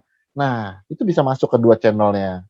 Seperti itu. Jadi yang harus diulik adalah customer relationship-nya sama si channelnya. Nah, channelnya apa aja yang dipakai untuk masuk ke anak muda.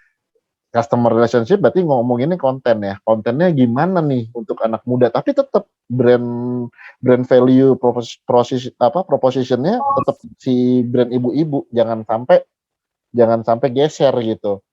Gitu sih. Ya, sudah yang menjawab ya, insya Allah. Baik, Kak Iklas bisa menjelaskan kembali yang tadi sempat terpotong. Oke, kita lanjut berarti ya. Secara tingkat karena mengingat waktu kita yang terbatas. Oke, siap. Oke, berarti kita lanjut masuk ke bilik sebelahnya ya. Kita masuk ke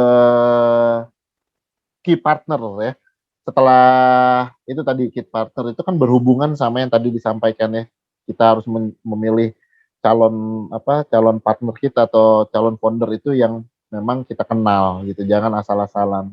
Ini berhubungan atau kalau kita salah di sini nih sangat-sangat berimpact sama kelangsungan bisnis kita jangka panjang nih gitu. Oke, terus dari key partner ada key resources. Key resources itu adalah sumber daya yang mendukung bisnis. Apapun itu, dari komputer, dari karyawan, ruang kerja. Nah, jadi key resources ini bisa jadi nggak bengkak nanti gitu loh. Oh, butuhnya kayak karyawannya cuma baru 1 orang deh, nggak usah nyari 3 orang gitu. Kayak butuhnya cuma 2 orang, nggak usah nyari 10 orang gitu. Ini harus tahu dulu, makanya itu nanti coba di bedel di situ, coba lebih detailkan di situ. Oke, masuk juga ke dari key partner, key resources ini masuk ke key activities ya. Key activities itu kayak kegiatan atau aktivitas apa aja sih yang dilakukan sama kita nih dalam membangun bisnis sehari-hari gitu, untuk mendapatkan value proposition gitu loh. Jadi key activities ini masuknya ke bagian operasional juga ya. Nah, kalau masuk ngomongin marketing juga kita bisa lihat nih kompetitor kita atau brand sejenis yang sama kayak kita ini melakukan hal apa nih gitu. Jadi key activities itu menganalisa ya, atau kita analisa apa yang akan kita lakukan nih di dalam tim internal kita nih gitu untuk mencapai ke value proposition. Oke, lanjut ke cost structure. Nah, ini udah ngomongin cost nih, udah ngomongin duit nih gitu kan. Skema finansial ini nih harus ditentuin nih dari awal ya, untuk produk, untuk operasional ya tadi ya. Kita balik lagi ke bisnis itu apa, ada produk, marketing dan operasional ya. Nah, ini harus ditentuin. Misalnya dari produk, dari budget 10 juta mau bikin produk misalnya 2 juta dulu deh, atau produk dan operasional tuh ya, kita bikin misalnya 80% deh, dari 10 juta berarti ya 8 juta gitu. Nah 20 jutanya itu untuk marketing. Nah itu harus ditentuin dari awal. Jadi harus dicoret-coret nih ketika udah tahu value proposition-nya apa, targetnya siapa, terus udah tahu tuh mau berbicara sama siapa dan lini jualannya dari mana, kan udah ketahuan tuh modalnya berapa kan. Nah itu harus dicoret-coret dulu, harus ditentuin dari awal gitu, biar nanti nggak kecot ya, balik lagi untuk mengantisipasi si cash flow-nya yang jelek itu loh gitu. Oke, lanjut ke revenue stream. Revenue stream ini adalah sumber pendapatan kita. Jadi hal apapun itu menjadi sumber pendapatan kita itu masuknya ke revenue stream gitu. Entah dari hasil jualan, entah dari kolaborasi gitu. Misalnya brand kita ini jualan baju gitu, jualan kelas misalnya, jualan baju deh misalnya. Nah itu revenue streamnya dari jualan baju. Tapi kita bisa bikin sumber revenue stream lagi yang baru atau sumber pendapatan lain yang baru. Misalnya brand baju kita buka kelas untuk para penjahit, tapi yang mau ikutan bayar. Nah itu kan sumber pendapatan lagi gitu. Gitu sih. Terus misalnya dari brand baju kita buka lagi nih sumber pendapatan yang lain, misalnya jual aksesoris. Kan baju masih berhubungan tuh sama topi, sama gelang misalnya, atau sama sepatu. Nah, gitu-gitu itu bisa menjadi sumber pendapatan lagi. Oke. Selesai. Baik, terima kasih atas materi praktiknya, Kak Ikhlas. Sangat insightful. Kalau kata Kak Ikhlas, bisnis model kanvas ini merupakan hal yang fundamental dari bisnis agar bisnis kita sustain dan menghindari dari risiko-risiko yang tidak diinginkan. Nah, oke, selanjutnya memasuki sesi Q&A mengenai praktik ini. Ayo Yoters yang ingin bertanya langsung aja ke kolom chat atau bisa on cam. Nah, ini tapi udah ada nih Kak pertanyaan dari Kak Dini. Kalau bisnis yang beragam jenis jualannya, misal kita jualan make up dan skincare, apakah kita harus buat dua bisnis model kanvas? Oke, kalau di sini ngomonginnya make up dan skincare, sebenarnya itu masih masuk dalam satu golongan. Ya, masuk satu golongan health and beauty itu masih masuk tuh. Skincare dan make up gitu kan. Nah, kalau ngomongin dua jenis bisnis yang berbeda, itu udah pasti harus dua model bisnis kanvas gitu. Nggak bisa cuma satu gitu. Karena pasti target audiensnya berbeda, pasti cara menyampaikannya berbeda gitu loh. Ya gitu. Tapi kalau misalnya ngomong skincare dan makeup itu masih dalam satu kesatuan sih. Ya masih sama lah ya, anak-anak muda butuh perawatan muka gitu kan. Masih bisa sama gitu. Masih bisa sama caranya. Tapi mungkin nanti secara eksekusi atau secara campaign mungkin itu yang bisa beda. Tapi kayaknya bisa satu model bisnis kan pas, tapi nanti pas eksekusi campaign atau activity apa ya istilahnya pas branding itu mungkin bisa beda. Kayak misalnya ketika kita ngomongin skincare kita ngomonginnya kesehatan, tapi ketika ngomongin make up mungkin kita bisa ngomongin kecantikan gitu. Nanti activity apa tuh yang bisa kita pakai tuh di antara dua itu gitu sih, kira-kira seperti itu. Semoga menjawab. Semoga menjawab ya Kak Dini. Kalau ada yang mau bertanya lagi, boleh silakan. Selagi menunggu pertanyaan deh, mungkin aku yang bertanya sama Kak Ikhlas ya. Oke. Bagaimana cara kita tahu kalau BMC kita nih semuanya sesuai dengan kebutuhan pasar gitu Kak? Karena kan kemewahan anak muda itu kan idealis ya, yang seringkali justru tidak sesuai dengan kebutuhan pasar atau tidak menyelesaikan masalah apapun gitu. Cuman gara-gara, gue pengen bisnis ini pokoknya harus begini dah, kopi shop harus gini, tapi nggak menyelesaikan apapun. Nah, itu gimana Kak? Biar tahu BMC kita itu sesuai dengan kebutuhan pasar. Nah, itu dia yang tadi saya bilang. Ketika mau bangun bisnis, ada dua golongan nih, ya. Lu anaknya Bill Gates apa atau kita atau bisnis yang modalnya minim gitu. Kalau anaknya Bill Gates bebas banget. Itu tadi ya, mau nggak ngejawab pasar, yang penting keren. Itu bisa gitu. Tapi modalnya harus kenceng. Modalnya harus banyak. Otomatis apa yang harus dilakukan adalah secara marketing ya. Itu harus kuat banget gitu. Karena memang tidak menjawab kebutuhan pasar. Mungkin menjawab tapi udah ada yang melakukan dulu misalnya. Tapi ya itu berarti kan kita tarik-menariknya sama modal nih. Modalnya harus kenceng, secara marketing harus kenceng gitu. Biar gimana caranya kita menarik customer dari jasa atau produk yang sudah ada gitu untuk ke kita gitu. Ya pasti ngomongin kanvas itu udah pasti dibuat juga. Tetap kan kita ngomongin misalnya value apa, misal sesimpel kayak bejo jahe merah sama antangin itu kan sama sebenarnya.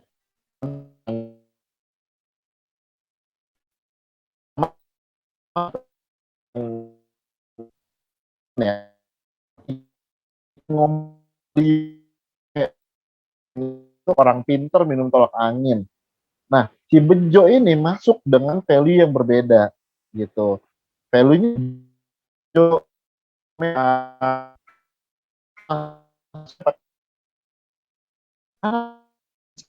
spesifik tuh ke gen M, gen muslim gitu. Produknya sama gitu, Produknya sama, tapi cara berkomunikasinya pasti beda. Itu yang harus diulik. Jadi value proposition itu secara produk mungkin bisa sama, tapi value yang kita tawarin ini yang harus kita ulik gitu. Ya kayak McD sama KFC bedanya apa?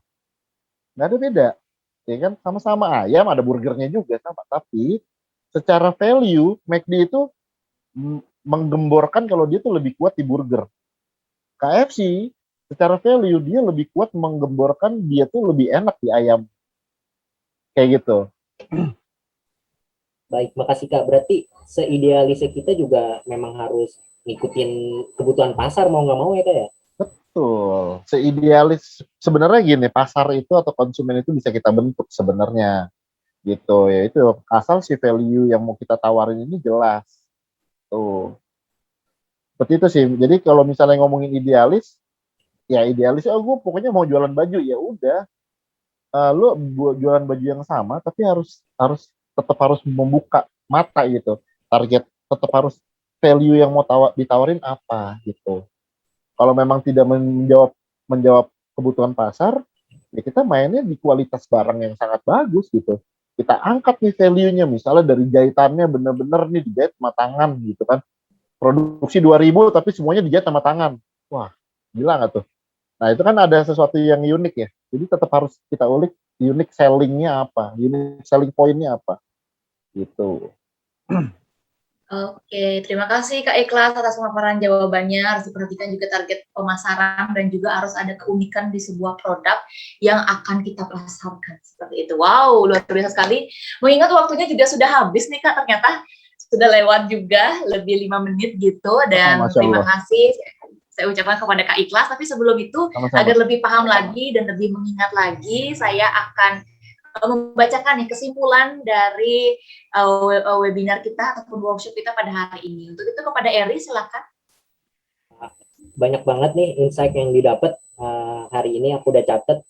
Nah, untuk menghindari hal-hal yang tidak diinginkan dan agar bisnis kita tidak boncos, kita perlu merancang bisnis model yang kuat sehingga produk dapat di-planning dan di-manage dengan baik sebelum diluncurkan. Salah satunya dengan metode bisnis model Canvas tadi. Lalu juga ada beberapa faktor kegagalan bisnis yang harus diperhatikan oleh founder. Misalnya perencanaan yang kurang jelas, tidak menyelesaikan masalah, prematur scaling up, hubungan buruk antar founder, dan cash flow yang buruk. Nah, gimana sih mengatasi kegagalan-kegagalan tersebut?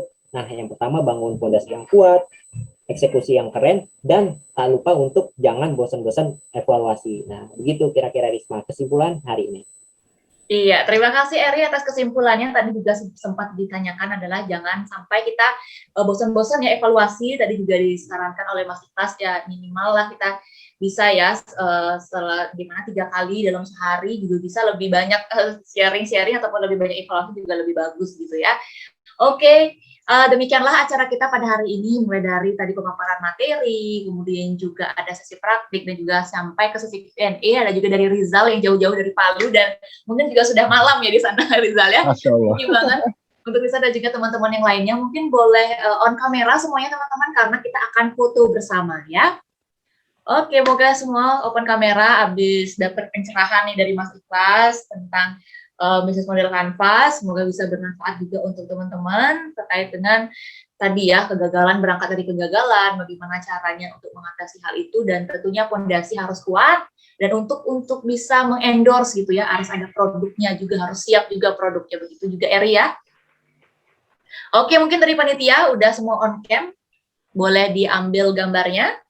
Saya hitung di hitungan ketiga ya, boleh bergaya semuanya, gaya bebas ya. Oke, sudah semua on cam. 1, 2, 3.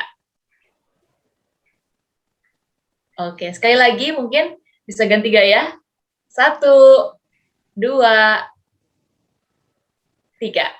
Oke, sudah ya panitia, sudah diambil gambarnya. Terima kasih sekali lagi tentunya saya ucapkan kepada narasumber yakni Kak Ikhlas Budiman yang sudah dari siang hingga sore hari ini bisa sharing-sharing bersama dengan kita. Semoga bermanfaat. Ilmu-ilmu yang diberikan oleh Mas Ikhlas, materinya juga, dan tentunya kami mengucapkan kepada teman-teman nih atas antusiasnya yang luar biasa sekali, dan juga kepada media partner yang sudah memberikan ataupun mensupport acara kita untuk disebarkan kepada banyak orang ya. Jadi untuk itu tidak lupa ya teman-teman, kita ingatkan untuk kembali berdonasi karena acara ini tiket pembeliannya adalah 100% untuk acara Youth Share. Jadi sangat mulia sekali, sekaligus membantu anak-anak panti asuhan yang ada di Jakarta. Nah selain itu juga teman-teman jangan lupa isi absen yang ada ataupun yang akan dibagikan oleh panitia agar bisa mendapatkan sertifikat ya Ria. Selain itu link apa aja nih yang wajib untuk diisi? Selain itu ada lagi link dari UMKM Membara tadi dari Bara Imaji. Kemudian jangan lupa untuk terus ikuti workshop kami sampai akhir karena masih ada workshop lainnya di tanggal 31 Oktober, 6 November, dan puncaknya pada 7 November untuk para peserta yang ikut bisa bertemu dengan para expert, pitching, dan ada penghargaannya juga loh. Wah, seru banget ya Ria, akan ada penghargaan di akhir acara dan juga ketemu sama mentor-mentor kita yang dari hari pertama sampai hari akhir, dan jangan lupa juga untuk diisi absensinya teman-teman. Untuk juga link review Bara Imajinya juga jangan lupa bisa langsung aja klik dan follow Instagramnya di Bara Imaji ataupun di Morpho Space ya Mas Ikhlas ya. Morpho.space. Oke, siap. Untuk itu langsung saja Eri. Karena waktu yang terbatas, maka kami akhiri acara pada hari ini.